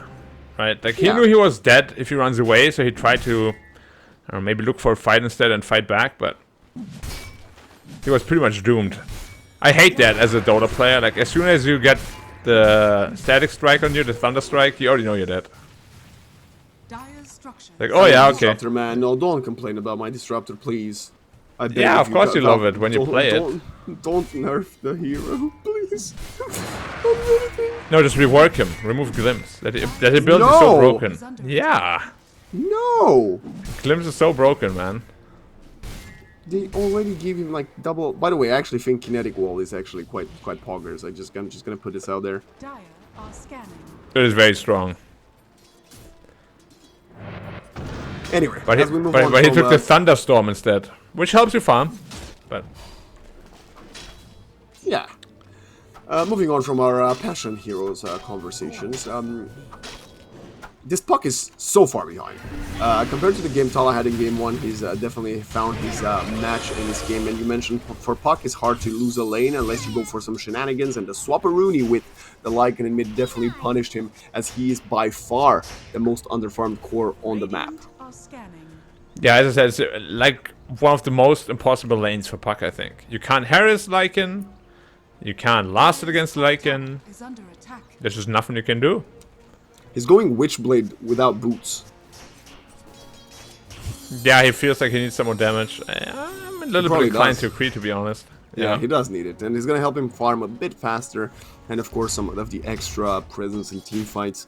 The only problem is when you're gonna have a Pangolier rolling at you, a shapeshifted Lycan with Warcry chasing you down, your illusory orb is not gonna be sufficient, I don't think, to get you out of there. No. Especially not without boots. Especially not without Blink Dagger. Honey, man. But it will help him farm too. So. Yeah. Smoke up Pretty good top. item. FTW has already revealed his Blink Dagger because he was killing some creeps in the lane. But let's see, can they find this massive Lycan target? And they're heading towards him. Smoke breaks. Hermit is at level 11. He's very tanky, but the Spear of Mars connects perfectly with the arena. And I think Donatello with a Supernova on top of him is going to be an easy kill for the trio of Brazil. And now the coil in mid. Onto the Jakiro. They want to get the second one, but run away with a turnaround. We have a beautiful Soulbind though, and the puck just dies under the tower. But the Mars is going for more, and he's going to get M. As FTW continues to be the absolute highlight of Brazil in the second game. Gork is here, wants to go for the Phoenix, but Donatello is juking north, almost forcing out the Rolling Thunder, but Shifu says, maybe not, I'll just kill you with my Shield Crash instead. Yeah, not a lot of juking to be done, unfortunately. As I said, Disruptor is the #1 most obnoxious heroes for almost every player in Dota. It's just not fun to play against. Just remove him from the game. Thank you.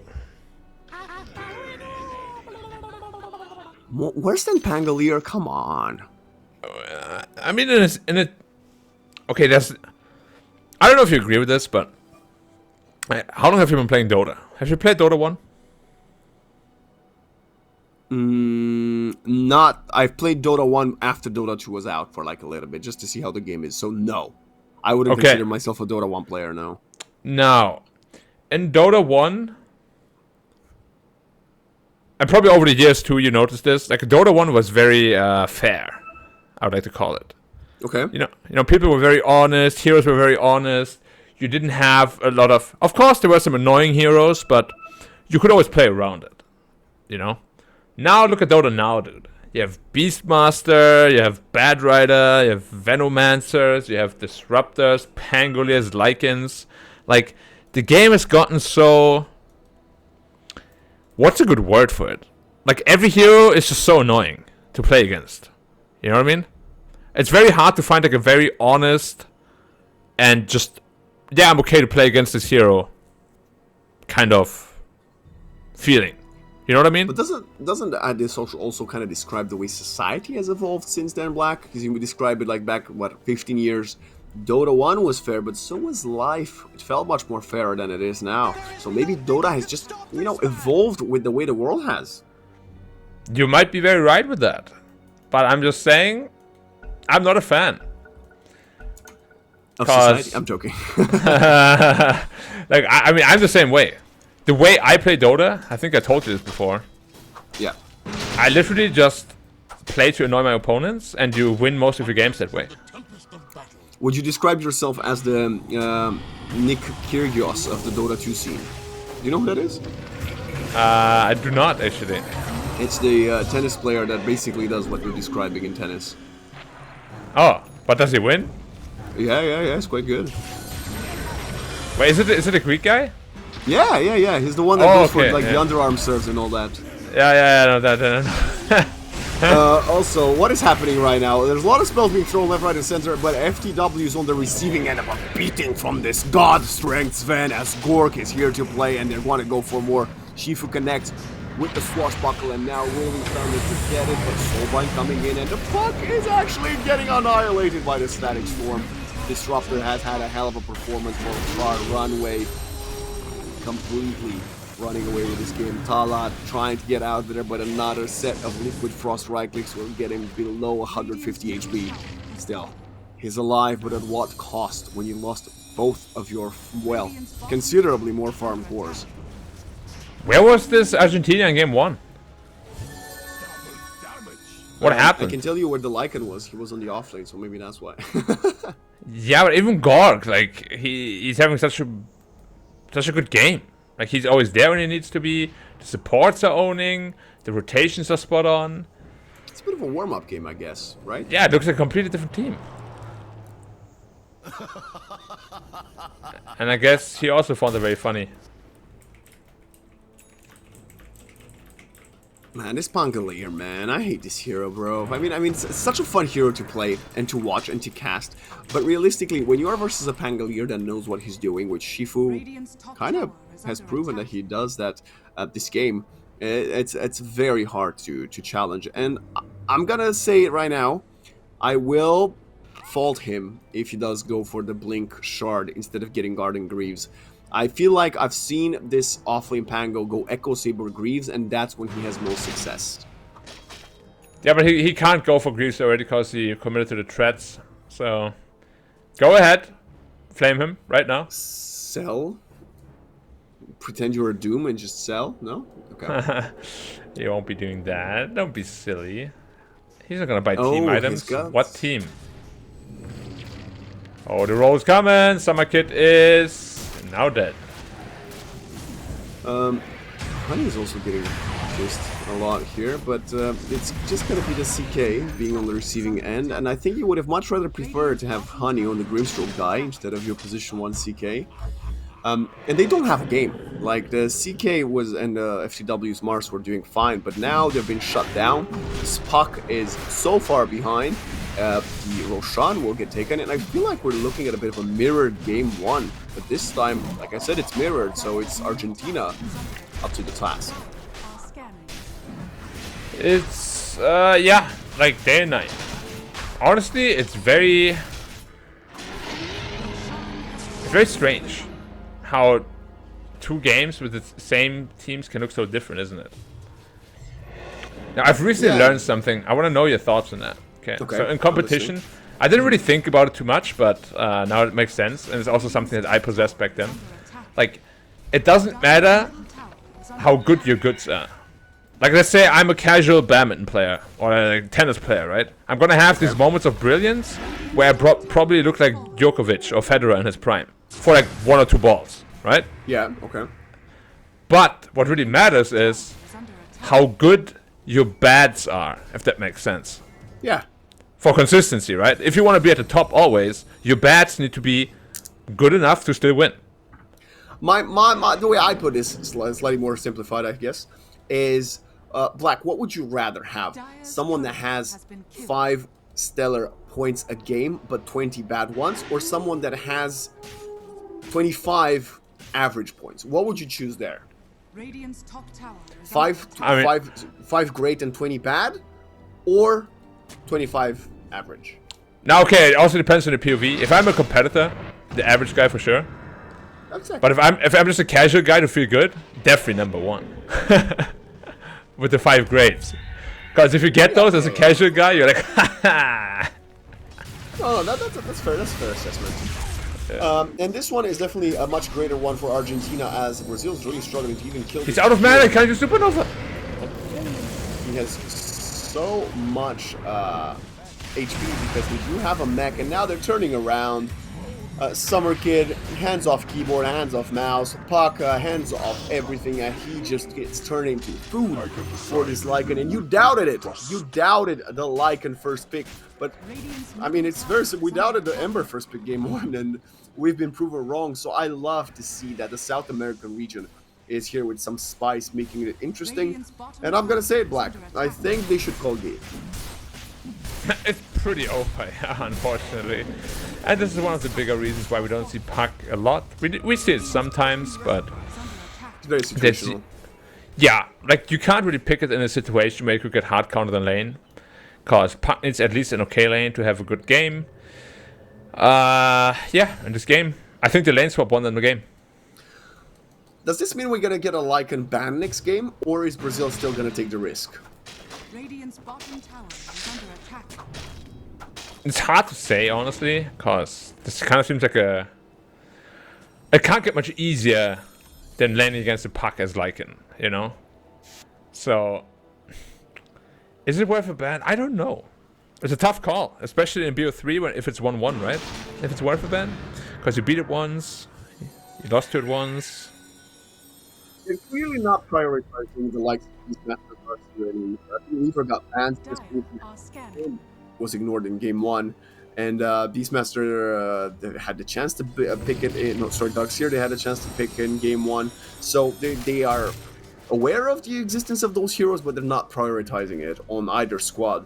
And clearly they have different, different points of contention in the form of the Lycan, the Ember. And I gotta say this, Sven Jakiro duo that have ran twice now for Argentina. Radiant's bottom tower. Sven Jakiro, I have no doubts about. Super strong. Look at the wraparound, Black. This might be the last hurrah. Radiant's bottom Yeah, tower certainly is looks like it. Do they have the damage to do anything? We'll see. Who they catch first. Jakiro would be a great pick-off. They're running into him first. It's not even a team fight. They're gonna get an easy one. That's gonna be a good start for them. Now, they're not gonna use any of the big ultimates, so they could go for more. Core Arena Supernova. Yeah. Oh, yo, ow, ow, ow. They're on the low ground, and the Static Storm gets used only on the Puck. But now the Sven is completely separating the fight, and now there is no more Tala. The Arena comes on to 3. He does have a BKB on the Smart, but where's the follow-up? Where's the Phoenix? Finally, Supernova comes in, but is it not going to be too late? They're almost killing the egg, and it's going to pop in time. The Sven loses the Aegis, and now Brazil are doing it for a little while longer. We do not have a God Strength on the respawn Sven, so he has to blink TP out, but the Lycan is still here, and he's still chasing down as he gets Reality Rifted onto the middle ground cliff, and Hermit will die in the end. It is a hold. I mean, not necessarily hold, but it's a bit of a dub for Brazil. Yeah, especially if you're behind this far, any sort of trade is perfect for you. And it looked quite good, actually. Like the Sven stun on 2, cleaving them. But yeah, nice mech coming out from the Grimstroke, who's of course realizing how important these auras are. Without that mech, they lose the fight. Oh, there's FTW though. No. It doesn't have the axe. But they didn't focus the egg for some reason. It was only the Pango hitting it. The Sven with BKB just completely ignored it. Yeah, but the egg also was there, popped way too late. I don't know what Donatello was doing, and I don't know what he's doing here either. You just saw them about 5 seconds ago killing your off lane. Okay. You can't win a team fight like that and just give away 2 lives for free. You see what I mean? What a hero, man. How did he see him? Like, where was the vision? Does it matter? It's a hacking hero. Yeah. No, it's a hacking hero. Matter. You always have vision. You always have vision. That's the thing with that hero. I don't know how he does it, but he has like double the vision of a normal hero. It still matters. Double the vision of a normal hero that hero has, man. 1800 glimpse range. What is that? Dude, I love the 25 talent, by the way. That's the only reason why I sometimes play Disruptor middle, to get to 25 and then just glimpse every 6 seconds. 4 with Octarine Core. That's super fun. Don't do that in your pubs, guys. Don't listen to Black. I mean, I'm not saying it's good. It's very annoying, though. Okay. Thank God. Yeah, it's very annoying. God. So if people have a similar mindset like me, Where's Okay, we Gidi? talked about the last Wait, he's hurrah trying to second fight? Okay. They're going for it. CK is a bit late in that engagement, and they're going for it. They're jumping in. The Static Storm is creating separation, but the Green Stroke will die without the Soul Bind. He does have a buyback. He's not going to use it just yet. They're turning around. CK just melts at the feet at Shifu and Gork, and now the arena, just to allow him to blink away. Is the Mars going to get out to safety? Doesn't seem to be the case. They lose 4 again, and the Alpha Wolf, indeed, Hermit in Argentina, looking primed to get this second game in their favor and take us to a game 3. Yeah, which then I'm actually not sure at all who to take. Both teams stomped each other, which probably means they're very evenly matched. Tower is under attack. Yeah, very unsure.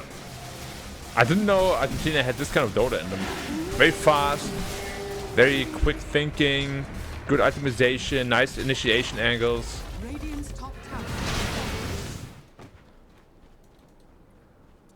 Counter-Attack Brazil game 1, right? They're so patient as well. Like, Gork didn't want to keep going. He hit bottom. He wants to push the waves. They could have knocked at the tier 3 doors, but they realized we're gonna There's wait no for big the TV. push. Nice. Good disengage. He's so aware. No, Gork is having a phenomenal game too. Where was he in game 1? I don't know, but he's definitely going to play now. Can you find it? Oh. Dire's bottom tower is under attack. Well, luckily Sven ult doesn't have a super long cooldown. 90 seconds on that, actually, 85, sorry. It's kind of short.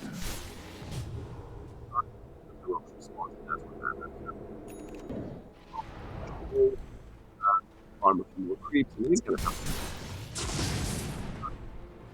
So it was a nice small victory. Hey Vlad. What spell gives 25 armor for 15 seconds? A lot of crap. How is this number in Dota? There's 2.5 plate mails for your whole team. And 22% movement speed. What is this? For This 45 is, mana cost? This is 736C's then, that's what this is. It's actually, man, you know, just thinking back about like to Dota 1, Okay. dude, like, where have we gotten, man? Backpack items, free courier, free wards, neutral items, TP slot, 8-minute duration on everything.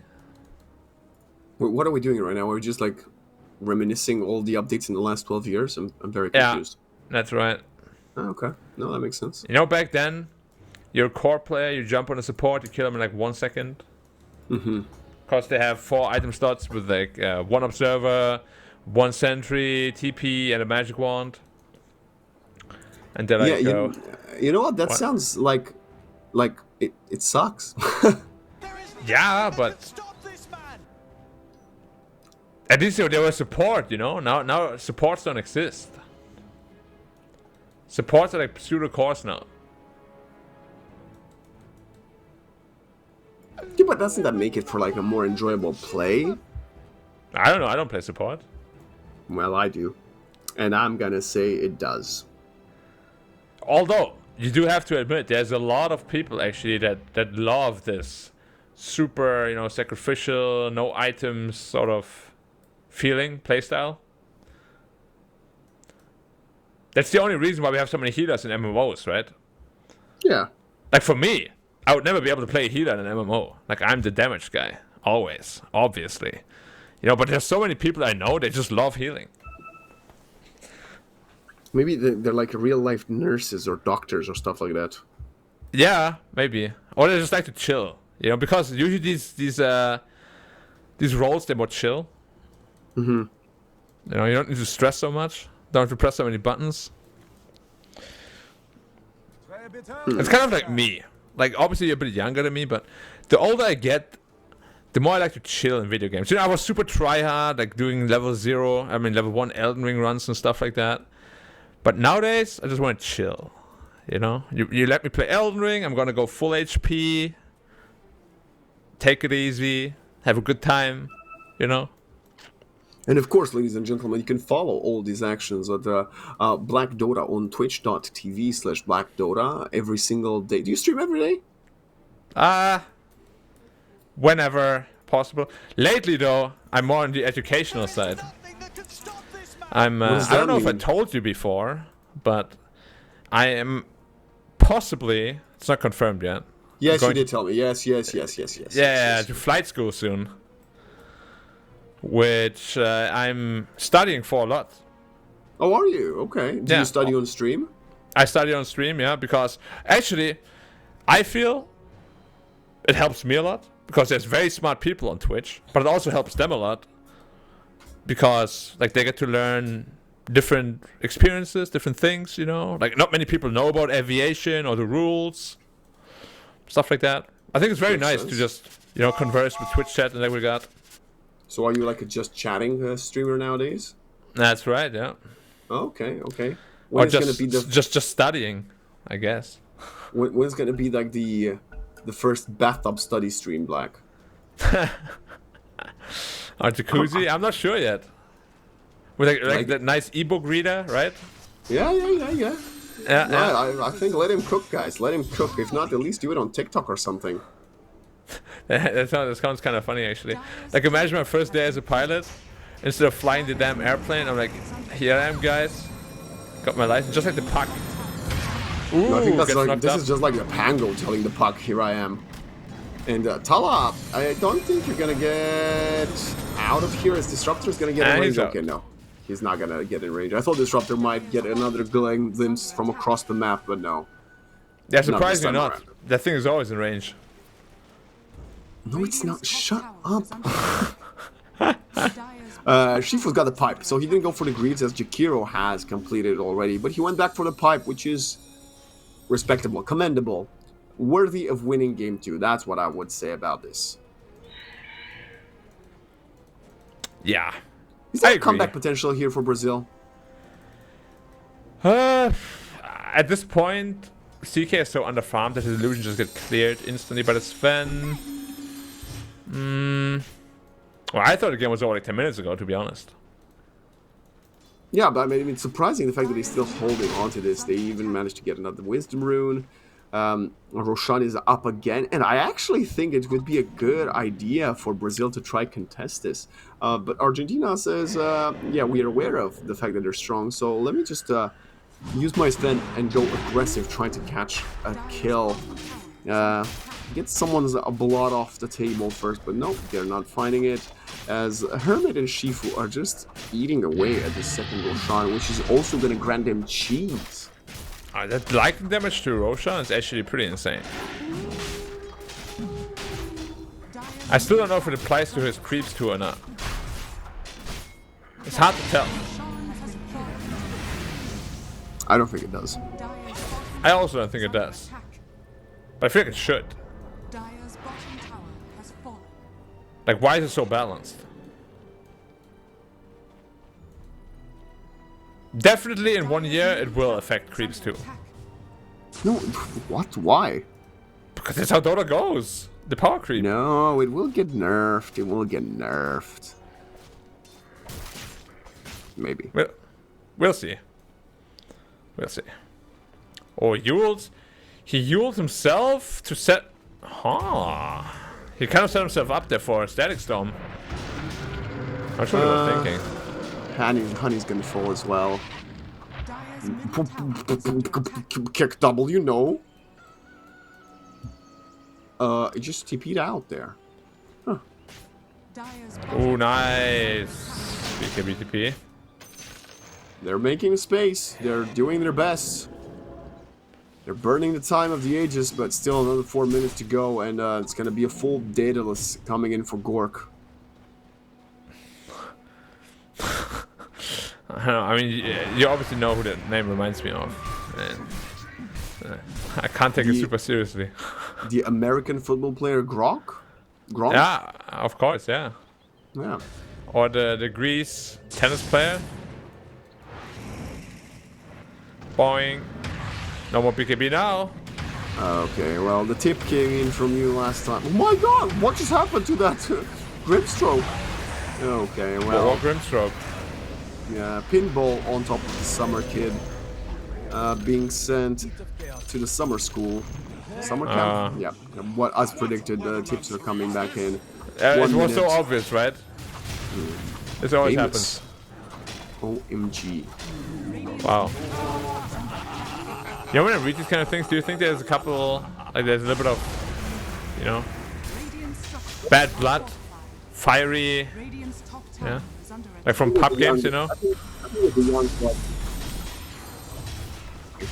Oh, yeah. I don't, not necessarily like something bad, but they're feeling it. You know what I mean? Yeah. What do you think the Mars is feeling it right now? I think he's feeling a hell of a beating right now. He has a PKB and uses the arena, but where is the follow-up? CK is out for 26. You're not going to have an arena. Soulbind coming in.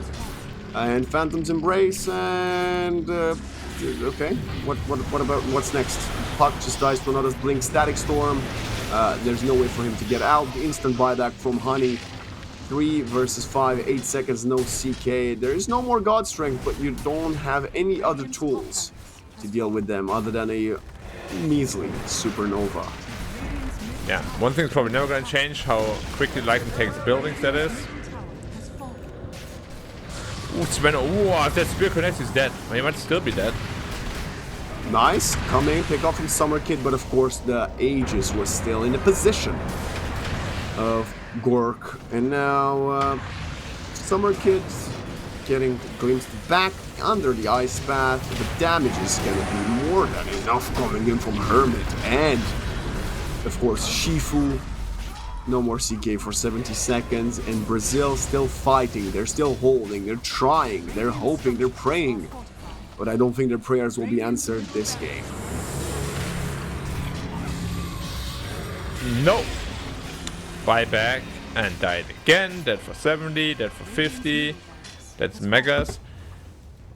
Like, I'm a big advocator of knowing when to leave a game, because I actually feel like the more you play these kind of games, the more it just hurts.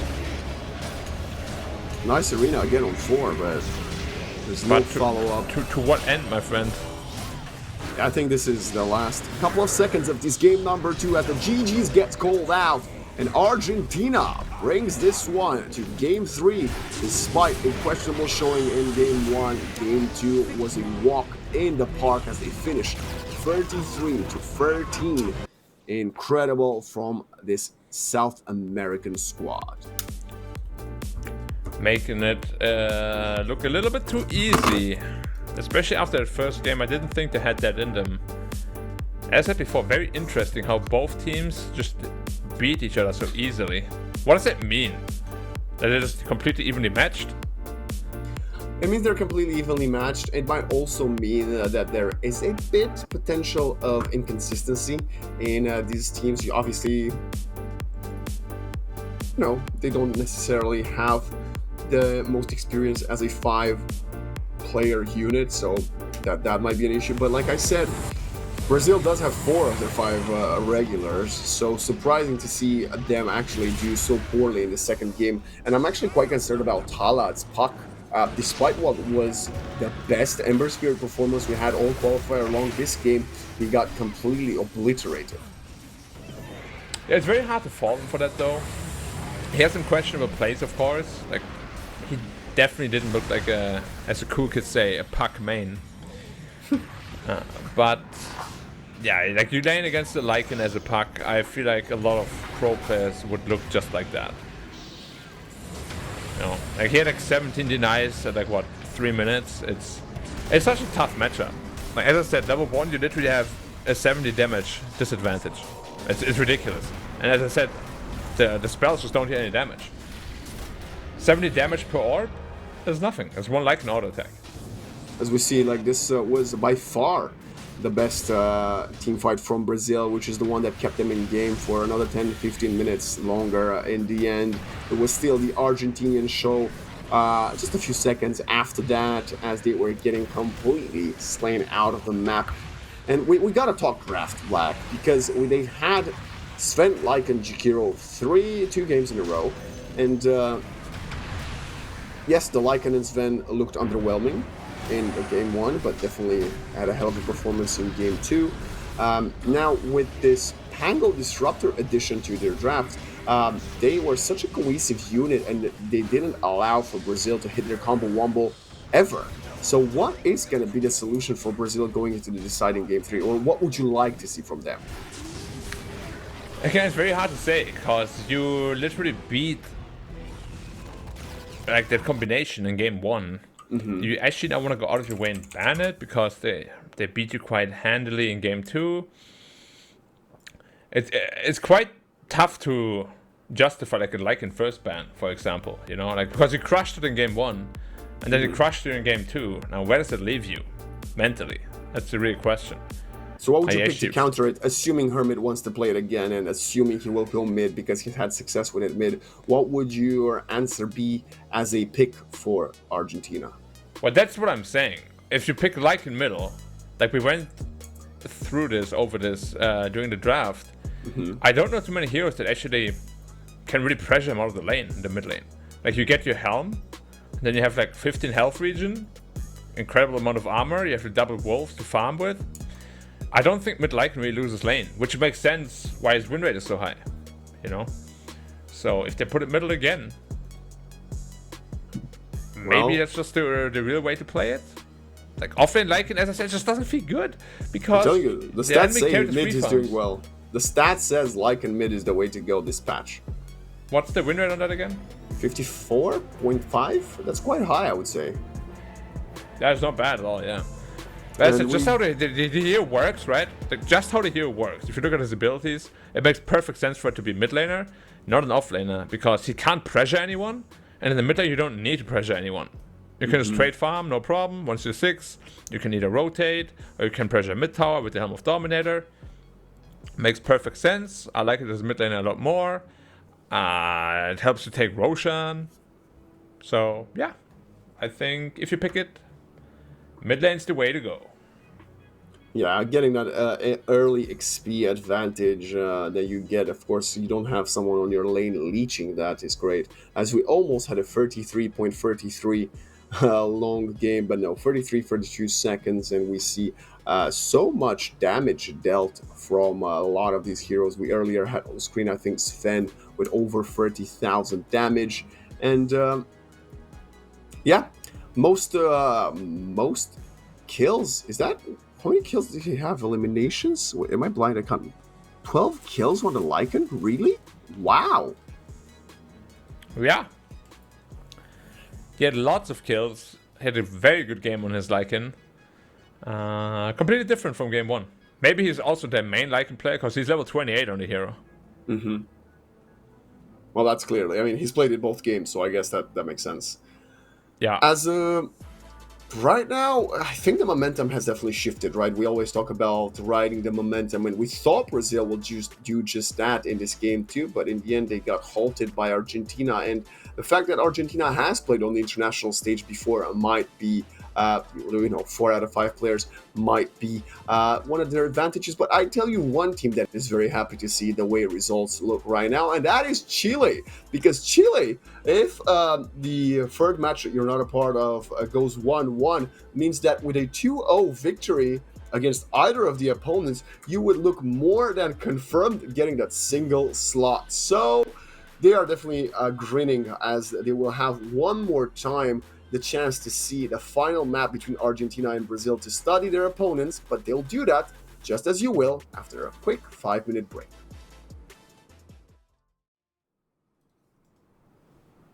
Welcome back to the battle of the South American Titans. It's Brazil, it's Argentina in Dota 2, presented by IESF. I'm Waxin, joined by Black. The deciding game 3. Which one of these two colossal nations will make their countrymen proud by taking it over the finish line, Black?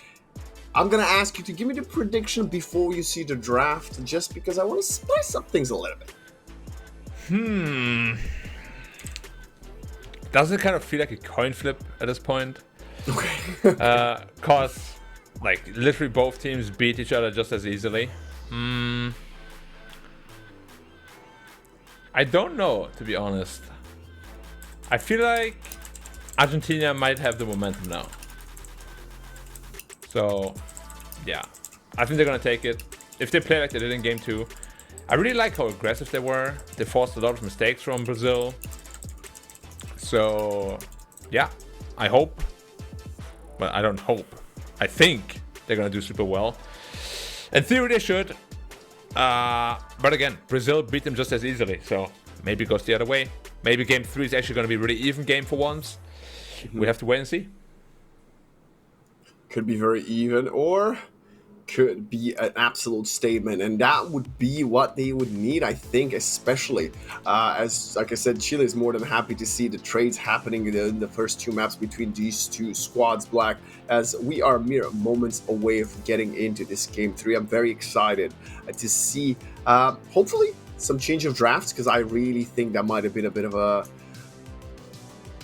curious one for us, right? We thought the draft game 1 was better for Argentina. They ended up losing. Game 2, we took Brazil, and they ended up losing. So maybe it's not them, maybe it's us. Or you. What? Why me? I don't know. I don't want to be part of this. I don't want to be the reason they lose or win. Now, I'm completely objective.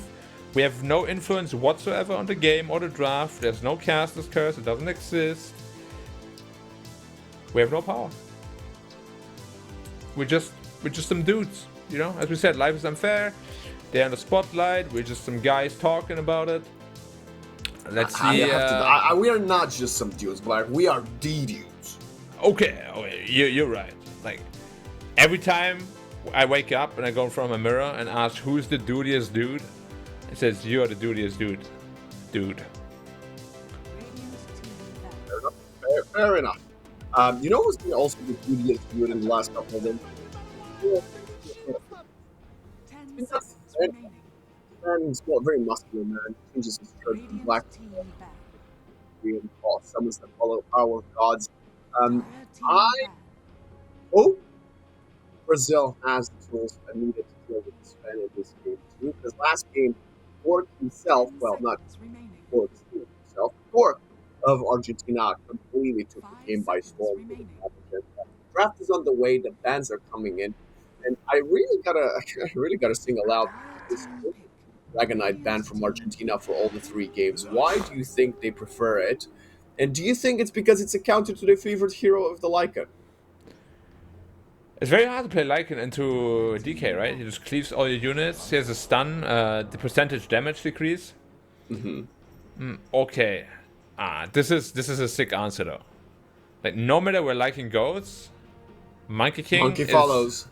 Yeah, Monkey King is gonna take the Lycan and German suplex him. Now talking about German suplexing. Is that what a boundless strike is? A German suplex? No, but I feel like Monkey King should have that. Because, as I said before, previously I lived in China, of course. Wukong is a big mythical Chinese figure. He's basically a god. I think every god should have some wrestling moves. They just look super cool. I mean, asking me personally, I've used to be a huge wrestling fan. I think so too. But what would Lycan's finisher be then?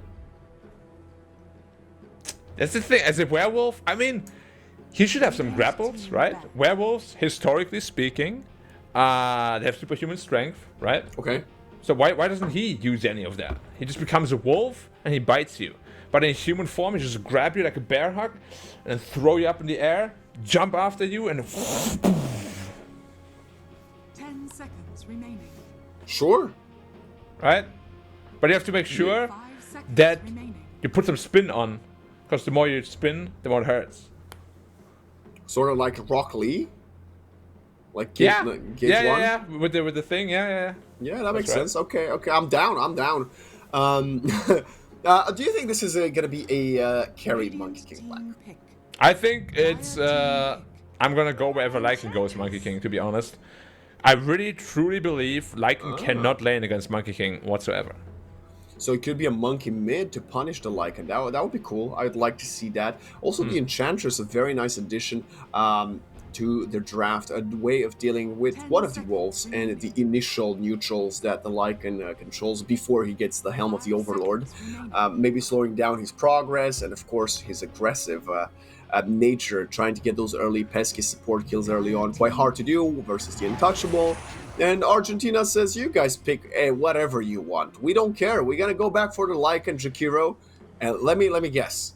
The Sven? Possibly. It would be very surprising if they didn't do it now. What I want to see, though, really, this game, I hope the Eng somehow gets an Axe Scepter and uses little friends on the Lycan.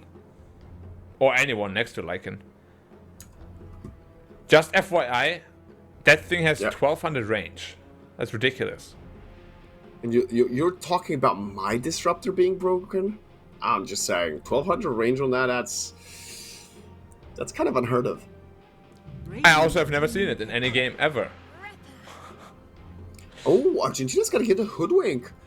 If I'm not wrong, they have been the ones banning the hero perpetually for the last couple of games. So now they're going to get their hands on it instead. Let's be honest, though.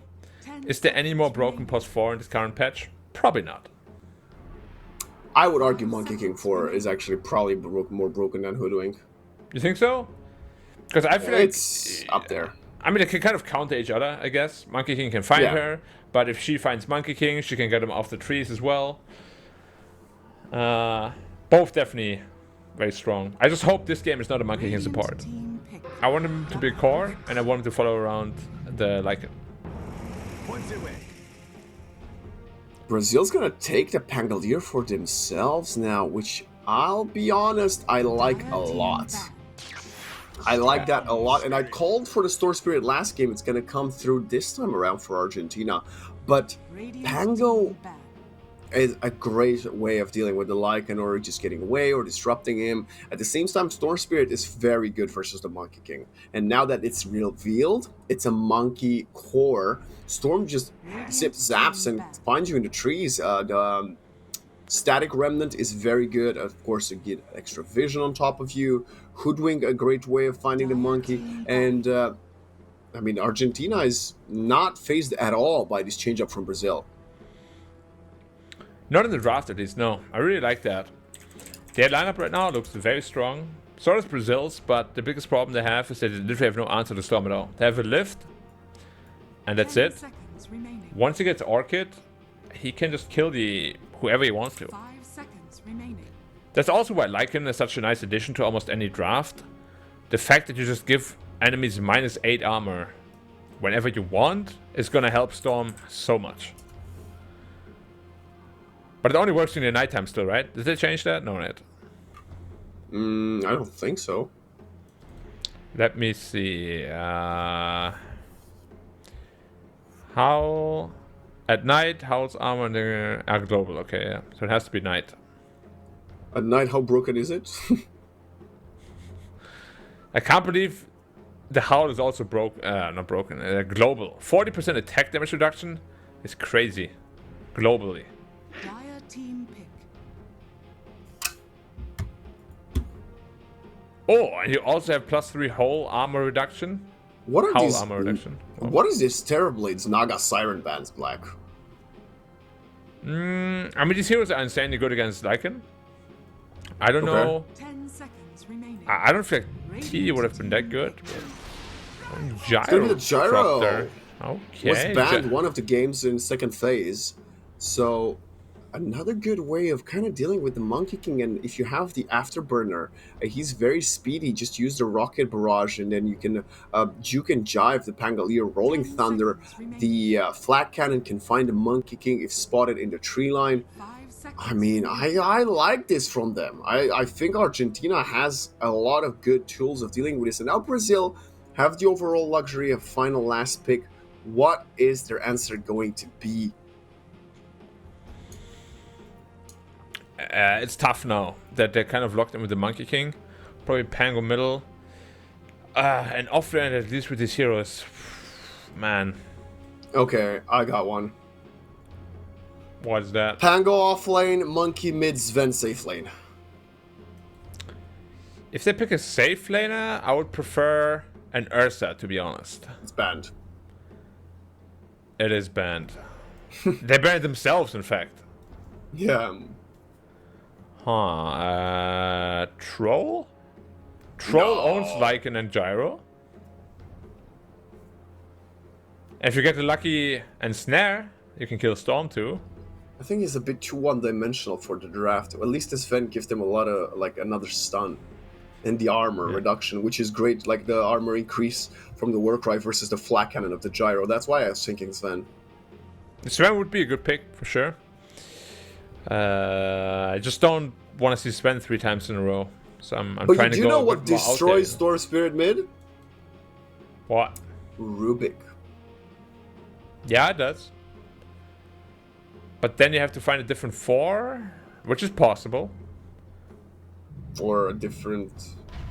Templar You may assassin. now select your hero. Alright, Huh. so Offlane Pangolier, that's fine. mid TA. Safe lane TA. No, safe lane Summer Kid. Summer Kid's Monkey King safe lane. Okay. TA versus Storm Spirit mid is pretty good matchup, I would say, for the Templar Assassin. Yeah, but Storm historically is also not bad. Like He he'll doesn't always be able to lose. get levels. Yeah. Yeah, he doesn't lose, but he It's doesn't 5-5 at get least. the kills. Yeah. And then TA is pretty good against Storm in the mid game with the traps, of course. That's nice. But TA hates playing against Lycan. Yeah, that's what I thought. But Lycan should in theory be shut down by the Monkey King, right? So In theory. And this pretty much is confirmed. Hermit will be going back to the offlane because I don't see a Storm Spirit side lane at any point in this, this year. yeah, it's not happening. Which, honestly, I feel like they could think about putting the Jakiro top potentially. Because Jakiro is really good against Monkey. Yeah, the Liquid Frost plus the Dual Fire Breath would be very annoying to play into for a melee core. Despite how not melee Jakiro is, he still needs to kind of get Melee. up close to the creeps. Yeah, so exciting stuff.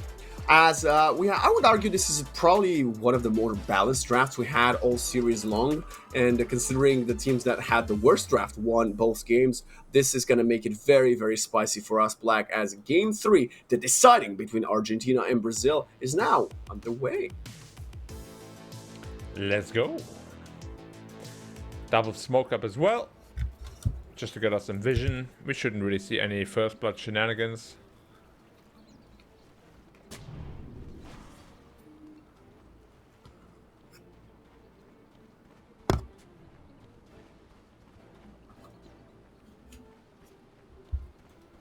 There is nothing that can stop this man. Now. Yeah, there's an offering Lycan again, of course. Runaway and a Hoodwink. I really want to see how they end up laning this. 30 But seconds Hoodwink to isn't go. bad against the Monkey King. But I'm not... I don't think it's better than Jakiro. And Hoodwink in the safe lane together with Gyrocopter is just as strong, obviously. TA against Storm. 5-5 matchup. Shouldn't be any advantage to either team.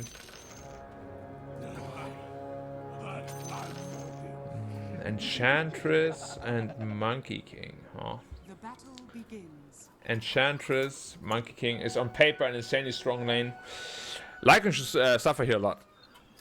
Every time he walks up, it's very easy for Monkey King to get some stacks on him. Which of course results into one Boundless Strike, killing all the wolves as well. It's a perfect counter pick. It has been a counter pick for many, many years as well. Perfectly paired up with the Enchantress. And you know me, I like this Monkey King side lane. I think I told you this, I believe during the European qualifiers, I believe the strength in the hero is being able to support or carry, go through the Twin Gate and rotate to level 3, level 4, level 5, and enable the other lane. Where if you're in the mid lane, you can't do the same. You can't just sack a lane there.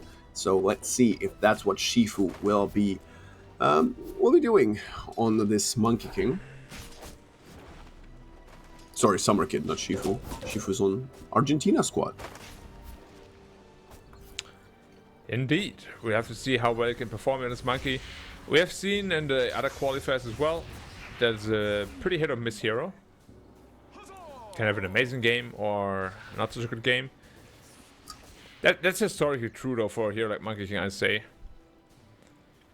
Just because he doesn't really have the best farming ability. Well, 3 dance is okay, but it's not insane unless you Not actually game farmed. breaking. Yeah, Yeah. because once you farm, it's actually pretty good. This mid matchup is, like we said, most likely not gonna favor either of them two, as actually Tala has a slight XP advantage due to the creeps dying first, but I don't think anybody should die here unless we get some rotations from the Hoodwink or the Enchantress respectively.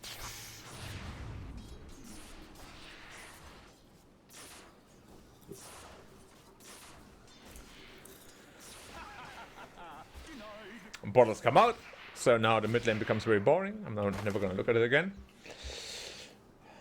How is my boy Hermit doing? 9 CS compared to the 11. Not actually that bad. But of course, as the levels go up, Lycan gets sadder and sadder. Oh, run away! Gotta be careful. Caught a little bit out of position, but no problem.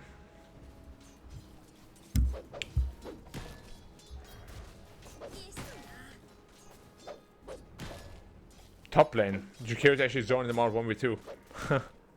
That's the strength of the hero, man. It's just so frustrating.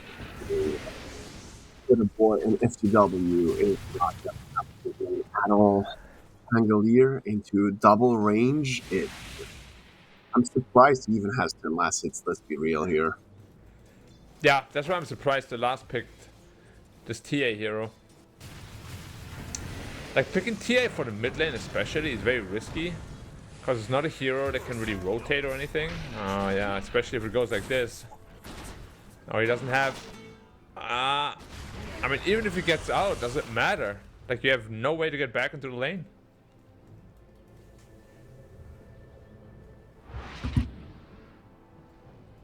This game is looking rough already for the Radiant. Yeah, and we talked about this momentum being completely, by Argentina continuing to ride this wave.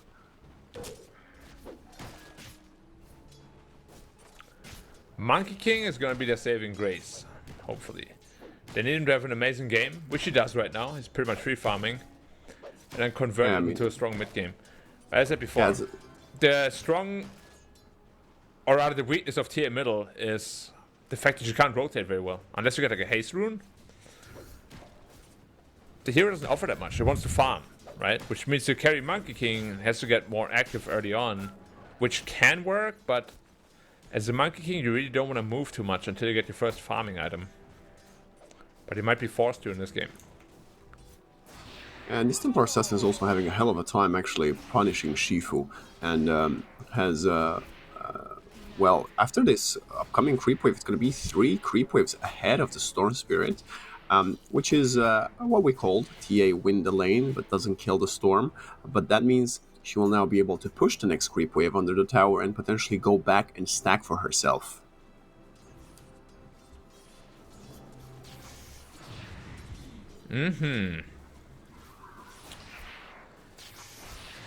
Yeah, I kind of miss playing TA myself, to be honest. Like the trap stack shenanigans you can have with that. Super fun. Storm is getting pressure quite a bit now too, sitting at below 300. Has to be a bit careful he doesn't eat too many cleaves. Before level 6 there's a big danger, especially if you have a level advantage in the TA. He has half a level advantage. He's actually destroying middle hard. And now Donatello's about to get destroyed himself. Nice usage of the telekinesis, but Gork is even coming there. I don't think it was needed, as the Ice Path will connect. Donatello will die. It's actually going to be collected by the homing missile, so the gyro rotation, missing a few last hits in lane, is going to pay off nicely for him. Yeah, that's the power of Monkey King down there. If you can't kill him, you are going to die. Lycan's lane is not very fun, and neither is Storm's lane. Like, if you look at both their net worths, it's no good. Lycan might even be dead now. Lycan is 100% dead. Hermit turned into dust by the king of monkeys, and you know, you won with Lycan mid, which again statistically that's the better thing to do when you change it up again. Going back to the off lane, being punished by this first pick Monkey King. I like this. I think, honestly, I really do, that if they put the Lycan middle, the monkey would have followed him there anyway, and it wouldn't look much different.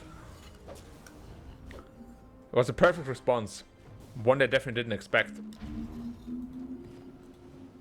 One I didn't expect either. I don't know why though, because Monkey King is very much in the meta currently. Yeah, but I guess it's just you don't really play against Monkey King too much in pub games, probably, as a core Lycan. No, that is true. So maybe he's like, oh yeah, what could possibly happen? Oh, Monkey King. Well, I guess I'm screwed. This happens, yeah. What could possibly happen? You get destroyed. And right now it's got 22 last hits, even worse than the Pangolier, who's going to have 29 after getting a few last hits under his tower, who's playing into Gyro Jack. So that's not a sight you'd like to see if you're an Argentinian supporter here.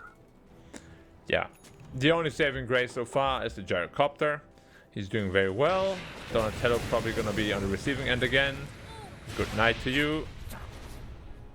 Further enhancing Gyrocopter's game. Yeah, Runway just abandoned the Lycan Straw or Lycan Bottom because there's nothing you can do here to help him. So if you can enable Gork to get more and more kills, that's perfect. And accelerate his progress in this game. But FTW has level 6, and Pangolier level 6 clearly has way more of an impact than a Lycan level 6 with no items. Oh, you're completely right on that. And remember what I said? TI can't really rotate unless you find a haste rune. Of course he finds a haste rune. Why not? No, but that rune makes him very, very strong. So you gotta be careful. Lycan's actually switching up his build completely. Going for Echo Saber first item, not Dominator.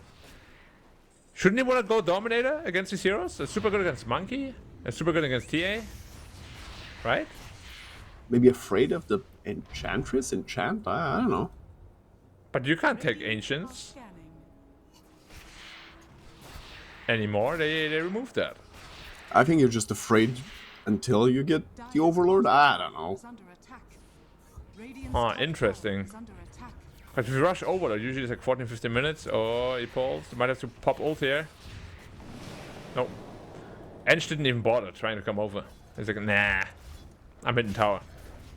And they're pressuring the tower, which, I mean, they don't have that much tower damage. And they will do later on when the Templar Assassin gets a couple of big items, but so far, it's just a bit of chip damage, but he continues to do it, so I guess that's not bad.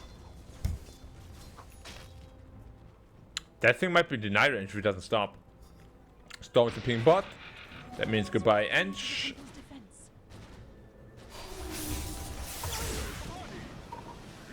But the Templar Assassin is coming, and she's hasted. So is the Rubik. Not hasted, but he's nearby, and we gotta get on top of the Storm Spirit, trying to get out of there. But Shifu is not gonna get out to safety. The tower does fall. All that chip damage was worth it. Now the Gyrocopter committing to the TP into the Wukong's command, and this is a hell of a team fight.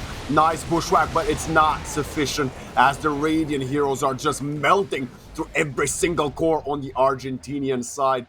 Brazil sacrificing FTW, but it wasn't for the win, it was for a core wipe.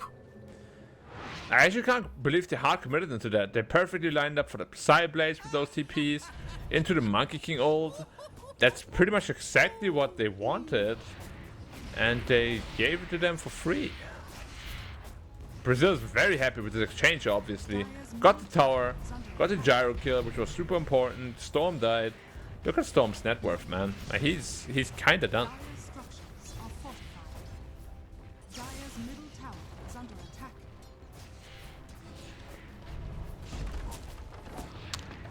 Now what we're looking at here for TA, Blinkdagger's almost done, so she's going for the more active approach, which I like a lot. Because you already have a Monkey King who wants to farm, so you being a bit more active makes perfect sense. Rubik is very farmed as well. Well, not as farmed as in the first game, obviously. But having a pretty decent game, as are all the supports. It's only minute 11. Yeah. There's still time for him to turn Pop into an off. absolute menace. Yup. Maelstrom almost done on the monkey. Dire's top tower is under Oh, honey. Runway. Okay. Support for support kill. As there's action continues actually in this dire jungle. Shifu will zap away from there. He goes for the Hasta Luego. Do you know what Hasta Luego means, Black? scanning. No. What? It's literally translated there, Black. What do you mean? Radiant's Oh, bottom does it? tower is I'll see you later. Yeah. What about...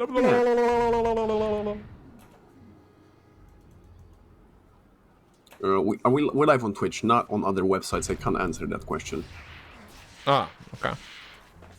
Or actually, we're not even live on Twitch. We're live on YouTube. Hello, everybody. Welcome to our fabulous Dota 2 cast between Brazil and Argentina. And Tala said you want a rune. Let me welcome you to my arms with a couple of Psyblades to your face. And Shifu is very confident now, but how confident will you be in about 4, maybe 5 minutes when the Aghanim Shard will be purchased by this Templar Assassin? That's what I want to know. Yep, that's the moment where you can get solo killed quite easily. Always gotta be careful with that. TA, blink done. Dire's Top tower should be taken very easily. are scanning. Well, the Dire can't really do anything other than catch up with farm. They're not strong enough to fight right now.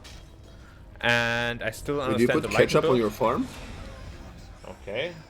You put ketchup on your farm? What? What? Dire's top You said they can't do anything other than ketchup on their farm.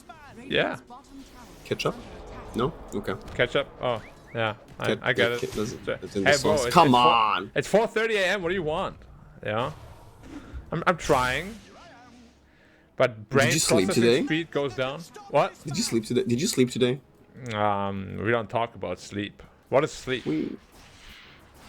Okay. That's right. Okay, just a couple more hours to go.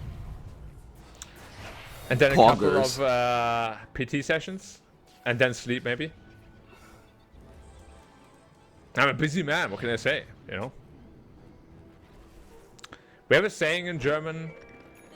I think if you translate it directly, it means something like sleep is for the dead. Oh, we have a saying that says we'll sleep when we'll get plenty of rest when we're dead. So that sounds relatable. Yeah. Thoughts on that, by the way? I like to sleep, Fair. man. I don't. I mean, I would like to sleep. I'm just always very, very excited, Black. I'm always, Oh. always, you know, on the edge. I don't know. I don't even drink coffee, man. I'm always up, you know. Are you a light sleeper? I guess so. No. I'm quite a deep sleeper, I think. Because I'm a super light sleeper. Literally. You know how quiet cats are, right? Okay. Yeah, even if he just jumps into his shelf super quietly, I suddenly just wake up and like, what was that? And like, oh, just my cat, okay. I go Well, back that to is sleep. awful. That is awful, by the way. That I don't, hate I don't that. want it.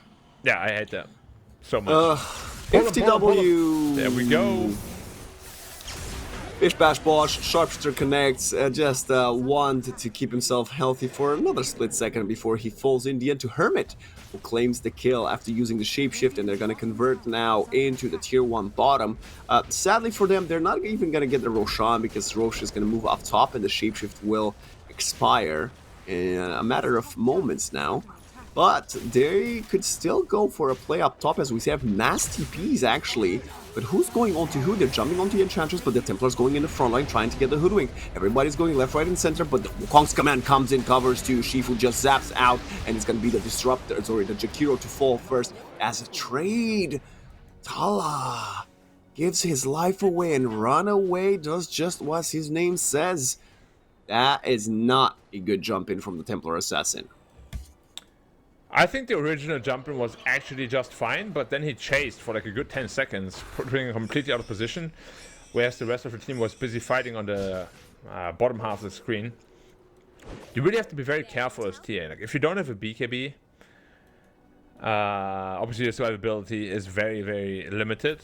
And also, if you don't have a Desolator, your burst damage is very, very limited, which is why oftentimes we don't see this Blink Dagger first. It doesn't give you survivability or damage. obviously. So, yeah. This time it didn't pay off for him. Oh, easy support kill for the Storm again. And 6 galvanized stacks already. He's starting to rack them up, slowly but surely. yeah, and it's starting to look like an actual competitive game. You know, no Storm that's game 1 or what- 2. That's what we wanted in Game 3. We've been talking about the importance of this series. Very many things at stake here for the teams.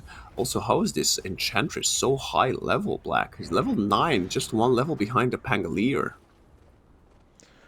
He has been farming a lot, so it makes sense. They have a Glaive as well already. Against On the Storm's Enchantress? Oh my god, I thought you meant on the Enchantress. I wish, man. I wish it was that rich. But yeah, he has an illusion rune on Storm, so they don't have any way to kill him.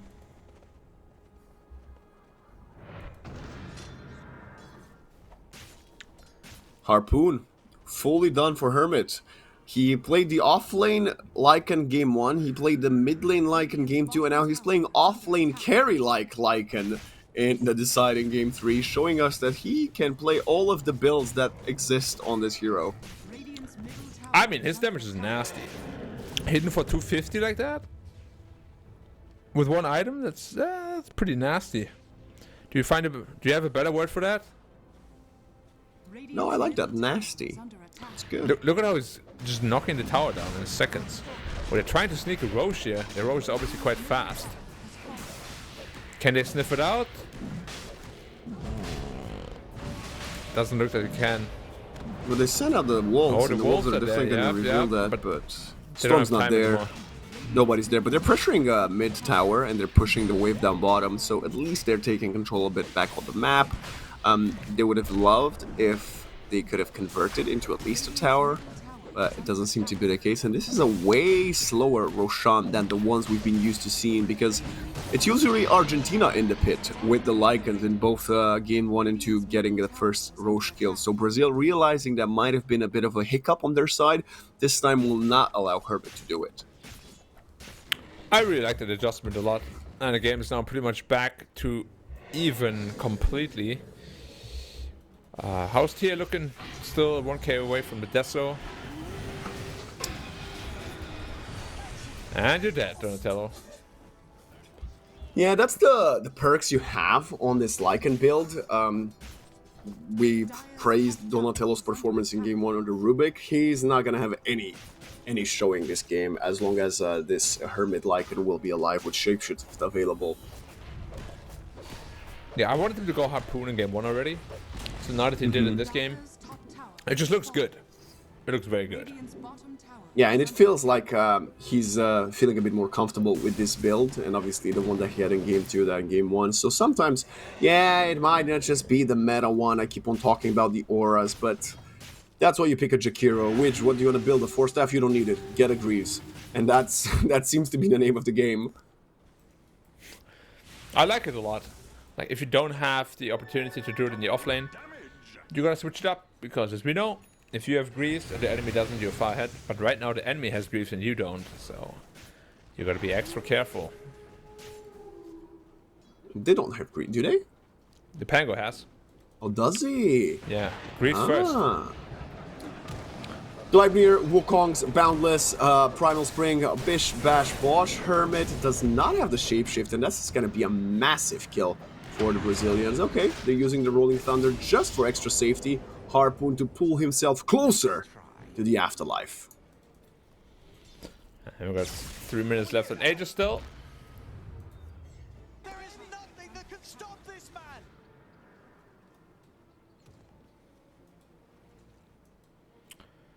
How's our boy Tia looking? Yasuo's trying out now. Ooh, that's a huge kill. If he doesn't die now for it, or the shield rule is massive, without He's it gonna be even dead. fine. He's gonna be Yeah. fine. I say that he's very cautious with the bolt lightning, but he will use it again, and he's now gonna go for Black. It's been about 2.5 months since we last saw this together. A Meteor Hammer Storm. If you remember, it was the African qualifiers just when 736 came in, when this was in the meta. But since then, I haven't really had the chance of seeing Storm Spear and Meteor be played at all. Oh, wait, Just we got a going kill in. here on the edge potentially. She's tanky, man. Did Nope. he even pop the meteor hammer on top of her? I don't think he did, but look at the harpoon. That looked like a pudge hook for a split second. Well, who needs that? You know, fun fact, 99% of storms just build Meteor Hammer to have the mana regen. They don't actually ever use the active. Yeah, but it's not as good as it used to be. That's what I'm saying. That's why we haven't seen it since the African qualifiers, because it got nerfed. Like, the mana regen on the meteor hammer is just like half. It's been half since it first became a thing. Yeah, but why don't they use the Meteor Hammer anyway? It's a good tool. Yeah, you know, you gotta to set up force for it. We saw it repositions. right now. We saw it right now. Vortex into meteor hammer. Like, that's the way Thompson would do it. I'm just saying. Yeah, the stun duration, of course, doesn't line up quite perfectly. Well, level 4 Vortex does. Well, Yeah, especially against the this TA. Aegis Very good Templar paper. Assassin, 1 minute left, and she's knocking down the mid tier 2 tower. She's got 1,000 gold in the bank, starting to build towards her BKB, but she does have the full shard purchased after the Deso, and that's concerning for the Storm Spirit, because he didn't go for the Yules, he didn't go for, well, for any Dispel items, to be fair. So if he gets caught, he just probably dies to the Templar Assassin. Yeah, luckily he storms, so he has quite high init armor. But yeah, if he gets caught, Gyro? Gyro? Gyro? Gorg survives. Can't say the same thing about Talat, but the Aegis was running low anyway, so it doesn't matter. Now let's see the Bushwhack. Is it going to be pitch perfect? It's not going to, but the Telekinesis instead is not that hard to hit, and the Storm Spirit gets melted, but not fully, as the Templar Assassin without the BKB or Aegis is the first to fall, and look at Hermit. The Lycan eating away at every single core on the Brazilian side, and now the Rolling Thunder is way too late. 4 players have fallen from Brazil, and Argentina not just hold on to their high ground, but they get 5 kills essentially. yeah, it's looking very good now for Argentina. Tier with his item build falls off very easily. With Tier, you always want to be top 1 net worth, but Gyrocopter is comfortably sitting in that spot. Lycan is becoming massive. We spoke about the Lycan and Gyrocopter combo. The -7 armor on everyone is crazy good. Yeah, game is going to get very tough now for the Radiant.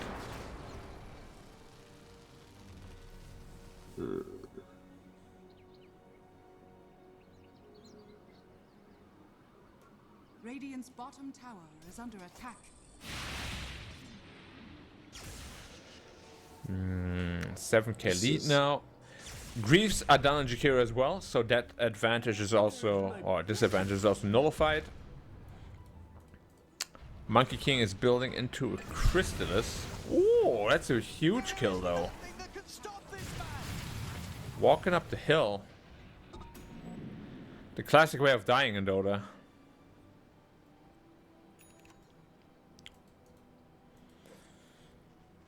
Pangoli picked up his Blink Dagger, almost shot done as well, to assist him with more survivability. I'm concerned that we're starting to see the shortcomings of a Monkey King into a Gyrocopter matchup. That's actually one of the things I'm quite afraid for Brazil, because this Monkey King right now is a great hero if he gets to be the one on top of the targets, but you can't really get on top of the Gyro, right? It's I thought he's going to go for the Afterburner, but he went for the secondary strikes of cooldown, which is just a strange, fast choice anyway. But this Monkey, he should have the lead in gold. I mean, Gleipnir BKB into Crystallis is not the best item, I would say. Item order. I'm not sure why it's getting Crystallis even, to be honest. Not very much. It's like some sort of like interaction that I'm unfamiliar with. I mean, it is probably gold for gold the best damage item in the game. It just doesn't scale super well with Monkey King in particular. I mean, if you had an Orchid, right? I mean, that's not even the build-up for Bloodthorn anyway. No, it's not. It used to be Orchid, Crystallis, and then Bloodthorn, but now you need a Javelin and a Blitz Knuckles or whatever you need. So that doesn't make sense either. Because then if you get Monkey Orchid versus Storm Spirit, that makes sense. Yeah, I agree. Lycan all popped again. Each with some supports, maybe. Allah! Tra-la-la. As the Templar Assassin is gone, they're trying to get on top of the Lycan, but they don't have sufficient damage, they don't have sufficient lock. The Rolling Thunder runs out. Summer Kid turned into a bit of an ice cream at the feet of the sun, tries to turn around. Nice boundless strike. It's only gonna get the kill onto the Hoodwink. He's trying to get away, but the Gork is on top of him, pops the homing missile, and the Enchantress is trying to create enough separation to allow his carry to get out. They're 1-for-1, but at what cost? And they're going for more. Storm Spirit going forward, and the Boundless Strike coming in. Full heal, but it doesn't matter. Pangolier has fallen. Monkey just need to get out of there. Hani will fall. BKB on Gore gets used, and they are so full of HP. They could be going for more, but they're trying to find a monkey in the trees. Yeah, obviously finding him in the trees when he just has 0 seconds cooldown is incredibly difficult. He's showing on lane now, but he can't really solo kill him. Yeah, he could make him scared though. On the bright side, at least Brazil had a good first, well, 10 to 20 minutes, so they didn't lose any tier 2 tower. Now they had the luxury of using the first tier to fortify. As you can see right now on the graph, we went for 50-50 to only a measly 14% win rate probability for the Brazilian side. Which isn't too surprising. Black. Yeah, what happened? You know, I've been talking about this facet of the gyro. No surprise he doesn't go for any points in Rocket Barrage if he didn't go for the Afterburner. Yeah, no, I agree. It makes perfect sense what he did. What is the secondary strikes and a call down? Very interesting carry facet choice.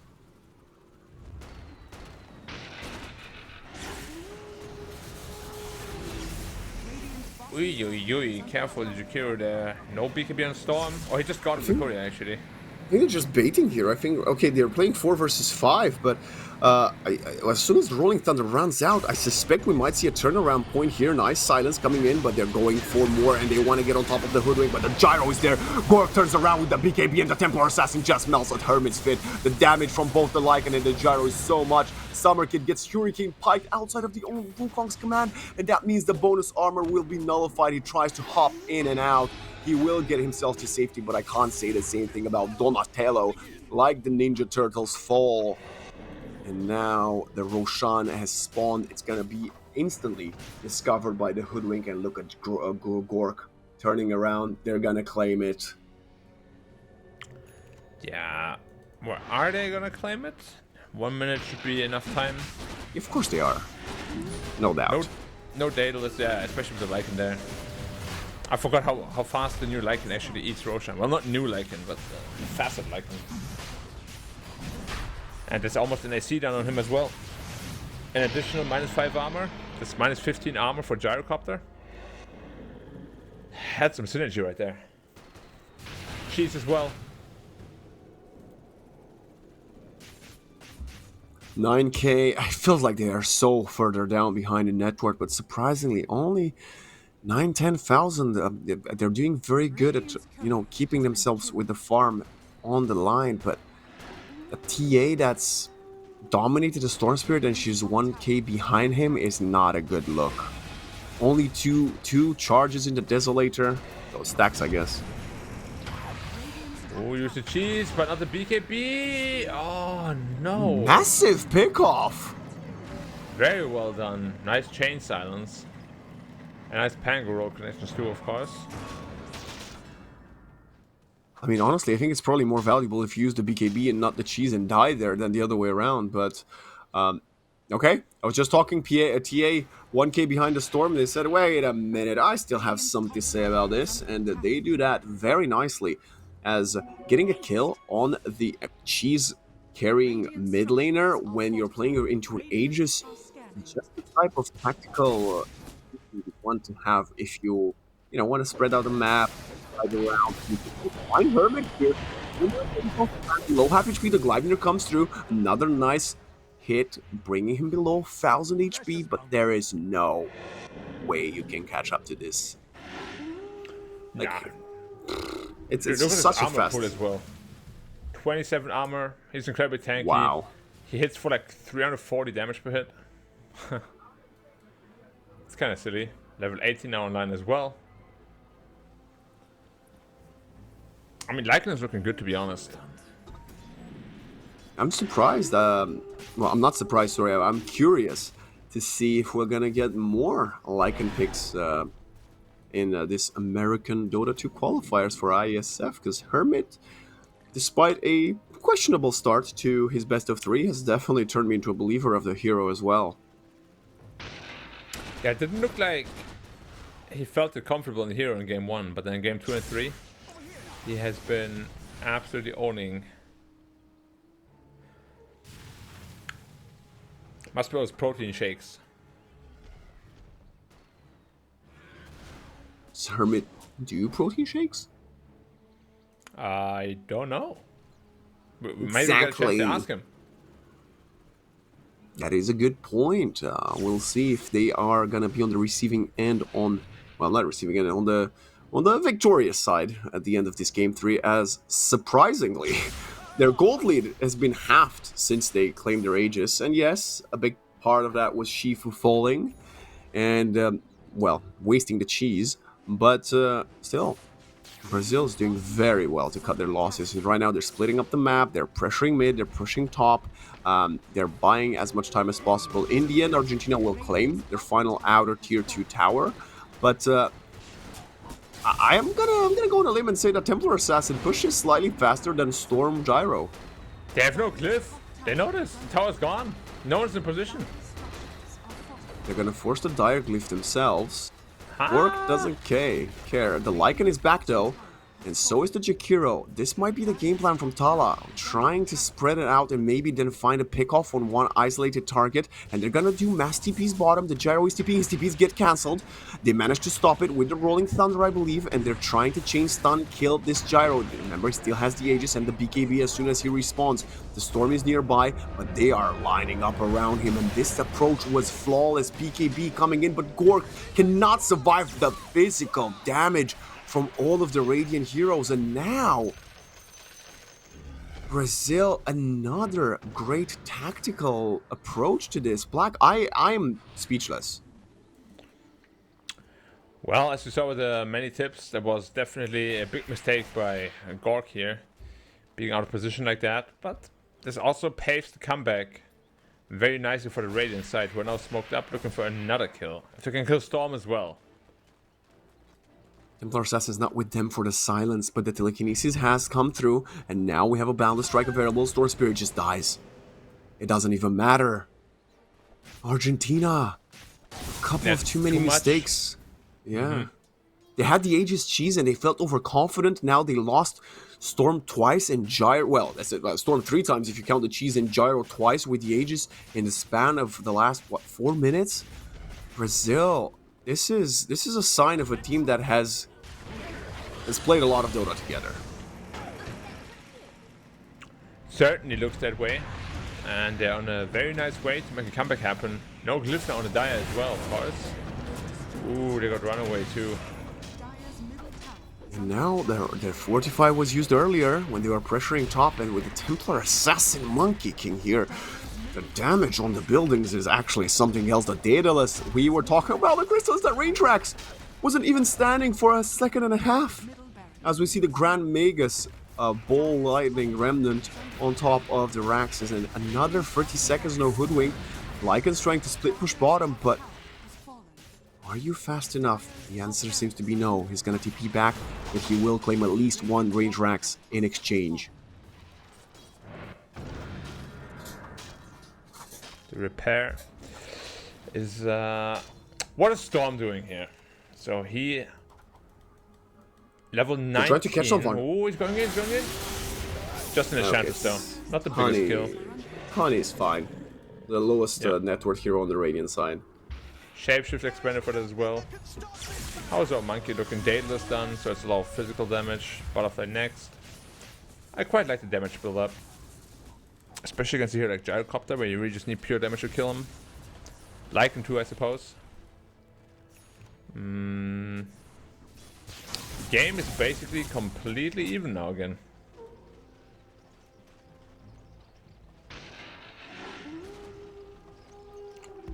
Popping more traps around. Not really being too worried about anything.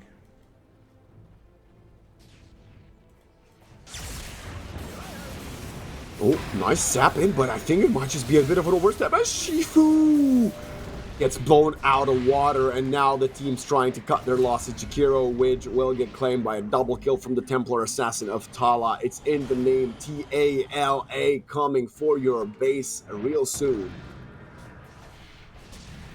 They don't have a buyback. If they buyback on Storm, they're gonna be so far behind. So yeah, they shouldn't really need it. They're not going high ground. Taking it very slow and easy. Double Daedalus. One on the TA. And one on the Monkey King, of course.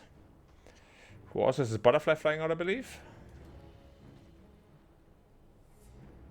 No. Still needs half the claymore. Once the butterfly is online, I don't really know how to kill him. They don't have any piercing. They don't have a Maelstrom. They don't have MKB. No Bloodthorn, I think. Nope. It's gonna be tough.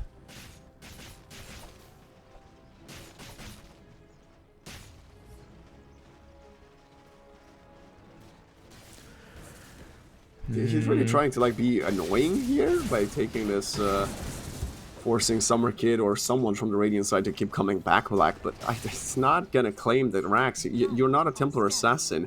By the way, we've hit the post 35-minute point in the game, which means every single time we're gonna get the Howl used by the Lycan, we're gonna get a few frame drops, because that's...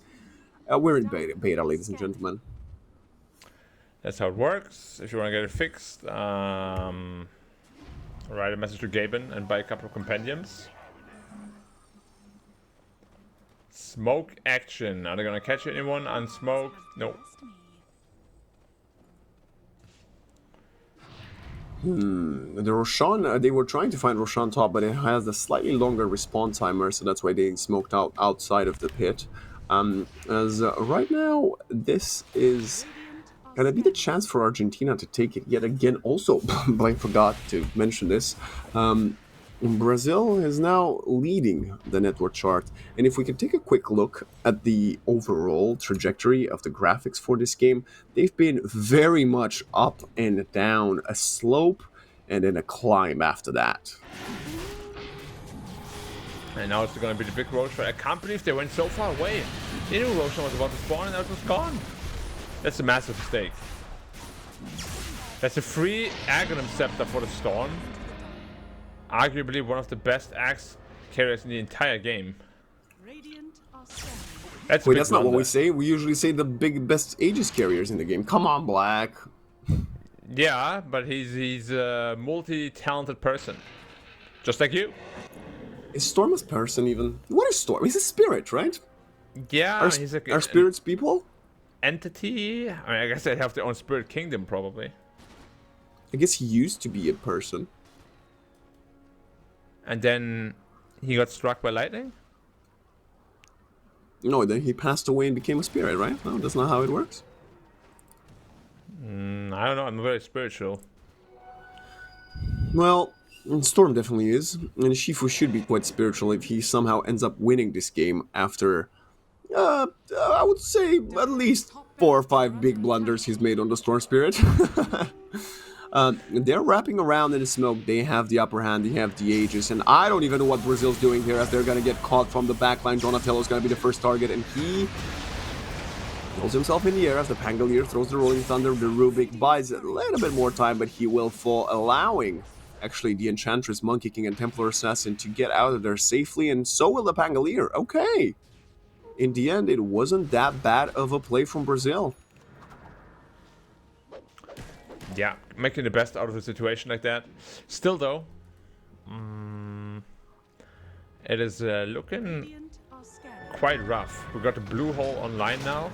Together with Gyrocopter, that's one of the strongest combinations in the game, probably. And you can Ice Path on top of it as well.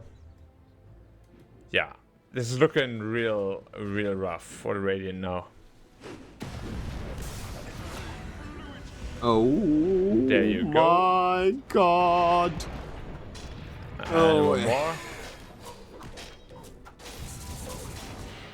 For our viewers at home, you might be wondering, wait, You guys, what is happening? Gyro? And Hermit's here as well. They're buying back.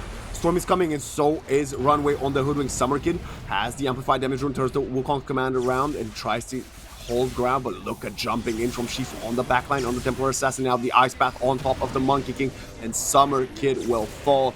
Try to boundless strike himself out of it with a shard, but it will not be successful. And now FTW creating a bit more space for himself and the rest of the squad. Donatello with a Yule Scepter gonna pull. Okay, it's gonna stop Hermit from the pursuit as FTW tries to cut the wave, but does he have the tools needed to get out? The homing missile's gonna connect, and he doesn't have a wave escaping. He's getting caught, he's getting killed, and he's getting eaten alive by the two bought back heroes from the Dire side.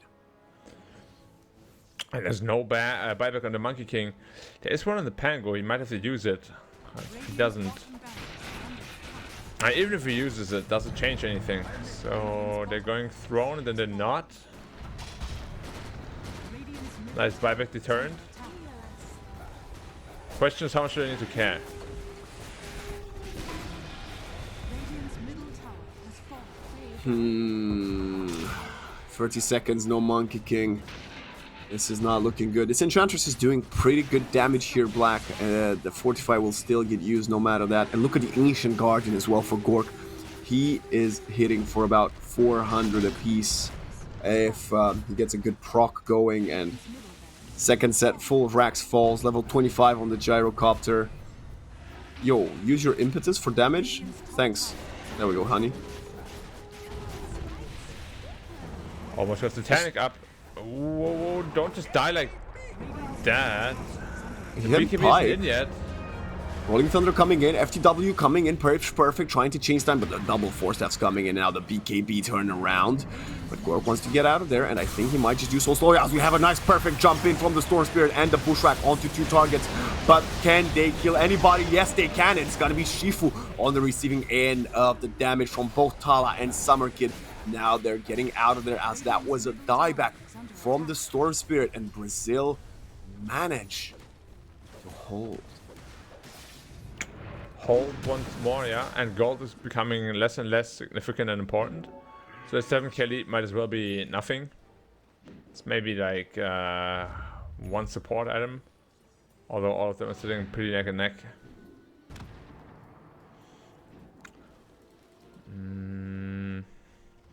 Like can also finish the butterfly.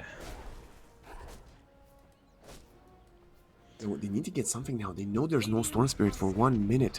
They would love to find at least another kill. The Hoodwink would be great for because no buyback either. But even Jakiro would still be good to allow themselves a bit more space. But Summer Kid will reveal himself.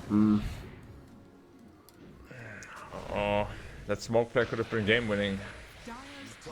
They're going for the racks. There is a Fortify though. The tree is moving. You know that's not the way the map works. Hold down gets used, instantly stolen. Hani's staking his time on the high ground to throw impetus shots at Gork, and now perfect Ice Path. Donatello's doing such a good job. Stole cooldown, stole the Ice Path. He's separating the team fight. He's forcing Argentina back. The Wukong's command comes in on top of the Lycan. Hermit, can you get chased out enough? But no, yes! The answer might just be enough, but no. Ice Path comes in a bit too late back from Donatello, and now Storm back in 2 seconds. Brazil will have to leave as the creeps are hitting away the tier 4 towers. Radiant's middle tower is under attack. Yeah, this game is finally the one that we've been looking for. Very back and forth, very close. Honestly, I think they could have probably gotten the Rex if they played it a little bit better. But now it's just equalization between both teams' Rexes, and hopefully we get a close, nice balanced game from here on out as well. The Rubik stole so many spells in that fight, Black, that I thought he has an Aghanim Scepter. He does not. Yeah, he is an expert Rubik player. As you The can Grand see there. Magus. Is he level 30? No, I mean, that's the, Rubik is the Grand Magus. No? Okay. They're trying to steal a Tormentor here? Wait. They're not trying. They were so fast. What? They just killed it instantly. Oh, the Jakiro, he's important. He can't just die like that. Rolling Thunder comes in for the separation. Donatello's also trying to keep himself alive. The damage love of the the runway is damage, enough. But Tala! The Templar Assassin's gone! No buyback for 600 gold, and now you're playing in a 4 versus 5, but they're getting on top of Gork. And Gork, Satanic available, tries to heal himself up. Another stolen ice bat, and he will be another casualty for the Dire. Turn around from Shifu, buyback from the Gyrocopter. The TA is still not back in the game. Summer Kid trying to get his procs up, but he doesn't manage to get it in time, and he falls as well. Now, you gotta run away. You gotta buy some time. 60 seconds, no TA. The monkey can come back into this game, but you are looking at a 3, maximum 4 versus 5 hold. Not the easiest thing, but I don't know how confident they are. Well, I say that they're obviously just running forward right now. They're very confident, Black. Yeah. The Seemingly Greeks as so. well. No glyph. Long Roshan spawn timer. Monkey with the buyback, but they are not gonna stop. Unless telekinesis, impetus shots work very below 80 HP, 80% HP. But look at the zip, and it's only onto Donatello. Hani is actually coming in a bit too close. He's actually gonna eat a lot of damage, but instant buyback from the Enchantress. Another ice bath from Donatello. He's trying his best to stop it, but it's not gonna be enough. They're gonna lose the final set of racks. They're gonna get runway in exchange, and that is the dieback on the Hoodwink. Now they will be the ones to have the player advantage for the foreseeable 100 seconds. Yeah, losing supports like that in the late game is always super, super scary. Roshan's having 2 minutes, so at least they won't have to fight there without the Hoodwink. But now the problem is you have to be not super defensively, but you have to make sure that you don't lose another hero, because otherwise you are gonna have another man down, and it's gonna take another 2 minutes, and you really need to contest the next Roshan number 4.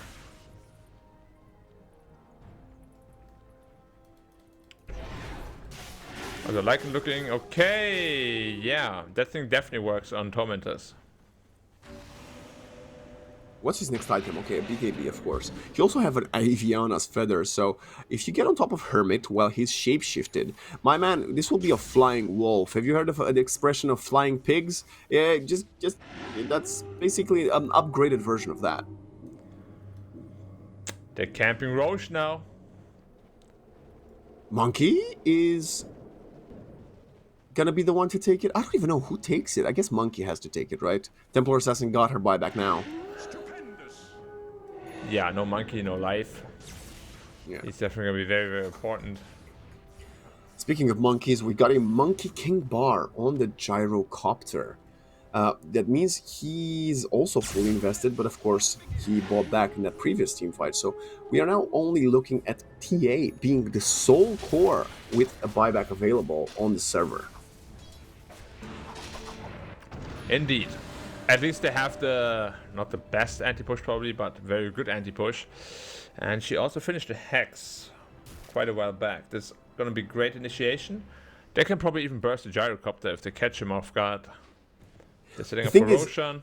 Are they going to know the Storm doesn't have buyback? Because if they have the timer, Storm should have a buyback. He just doesn't have the money. What did he fully purchase? I know he had Parasma for a hot minute. An Aeon Disc? Is that what he bought? Radiant are scanning. An Aeon Disc on who, sorry? Storm? I think he did, yes. And it makes perfect sense because his job right now is just get a couple of good vortexes in. Yeah, but is Aeon Disc more valuable than buyback at this point? I mean, for Storm at least, it's kind of like a second life, right? Because you get the Heart the spell, and then you ult away instantly. You gotta TP back to your base because you might have taken Roshan, but your tier 4 is, yes, that's correct, single. It's a single tier 4 still standing, and look at the smoke from Argentina. They know there's no fortify. They might want to go for all Hail Mary play and just end the game. Storm zipping in on top of the Monkey King, as we can't have it on our screen right now. Tala has to TP back to help the Monkey King, and they just killed him. There's no buyback. There's no Monkey King. There's no Aegis. He doesn't even have it.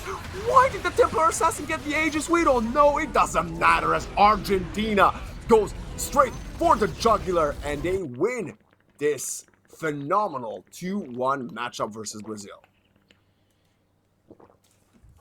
Yeah, as we predicted, the momentum wins.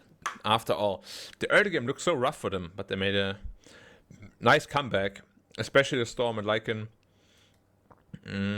Well, Chile is definitely gonna ban and the Lycan tomorrow.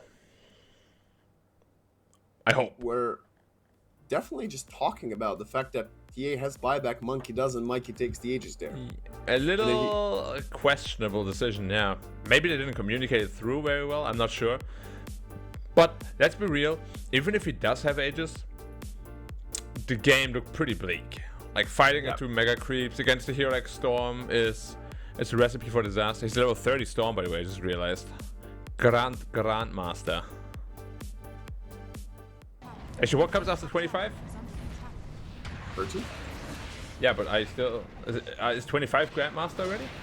Yeah, I mean, I think you're just a completed Grandmaster as is. But yeah, 25 is Grandmaster, level 30 is just a different emblem. Yeah, it's maxed out. Yeah. Okay, gotcha. Well, we're taking a look at the replays from this series, and it was a lot of back and forth. It was way closer than the first 2 games, which is what we wanted. But at the same time, there were a lot more mistakes from both sides, Black, which is that you're Chile, you've watched this game, and that's something you should be able to exploit come your series tomorrow and the day after. Yeah, they definitely have all the time in the world right now to do some replay analysis, some draft analysis. There's a lot of information to be had in those 3 games for sure. Although in the 3rd game you could see, I don't know what it was. It shouldn't be fatigue because like 1BO3 isn't that much to play, but way more mistakes than in game 1 and 2. Although can we even say that? Because game 1 and 2 were kind of stompy, so I guess there were a lot of mistakes there too. Yeah, but it was a much more even game, much more fun game to watch. Back and forth, as you said. And ultimately, the better late game draft won in the late game. And Argentina right now has the ball in their court. If tomorrow they can win in any fashion versus Chile, 2-0, 2-1, it doesn't even matter. They will be guaranteed the first slot and only slot for this America's Group B qualifier for Riyadh, which, like we highlighted in the previous pregame, this is what they wanted. Last game they made it on a bit of a hiccup because Peru couldn't show up. They got second in the qualifier and then got annihilated in Yash. This would be a great confidence boost for this national team, as you know they love representing their country, and I think it's safe to say that they've done proud a lot of the Argentinians today, especially with this game 3. Yeah, I'd say so. Even without my friend being here, they managed to pull through. I don't know if he is gonna play the next match. If he just wasn't available today, or text him. Hey, where are you, man? What are you doing, bro? But yeah, well played by them. The draft, I like how they have like sort of a core of the draft, and then they just build around that. But we have yet to see what happens if, for example, Lycan is banned, right? Like, they played Lycan Jakiro every single game. Exactly. So like, what is their fallback if it doesn't work? Also, I'm not really sure if that was a bit of a scuffed statistic that we had, but Templar Assassin only dealing 22,000 damage, 23,000. That is very little for a TA. And yes, the Storm didn't do better at all at 21k, but Templar Assassin that had such a strong start as Tala did should have definitely been able to, you know, step on it way more. Yeah, I agree. His game fell off quite harshly in the mid game, right? It's probably also because of the itemization. As I said, he went for Blink first, which is something you don't really see a lot. It doesn't give you the survivability, it doesn't give you the damage. Most of the time, you go for Teso just to build up faster into your next item. Without that, yeah, it's very difficult. Very difficult. And he got punished for it quite heavily. Well, I'm excited. I'm excited to see how this Group B unfolds and to see if Chile is going to upset Argentina. I think that's what I would like to see, Black. I'll be honest, you know, to have all the cards on the table in the third and final day, potentially go for some tiebreakers. That's what, you know, would be my dream to see. But for now, that is going to be the end of America's B for today. As for the rest of the day, the following 2 best-of-3 series, we will be turning our heads over in America's A. And I'm very excited for that one. But we will come and break down all of it after just a quick break.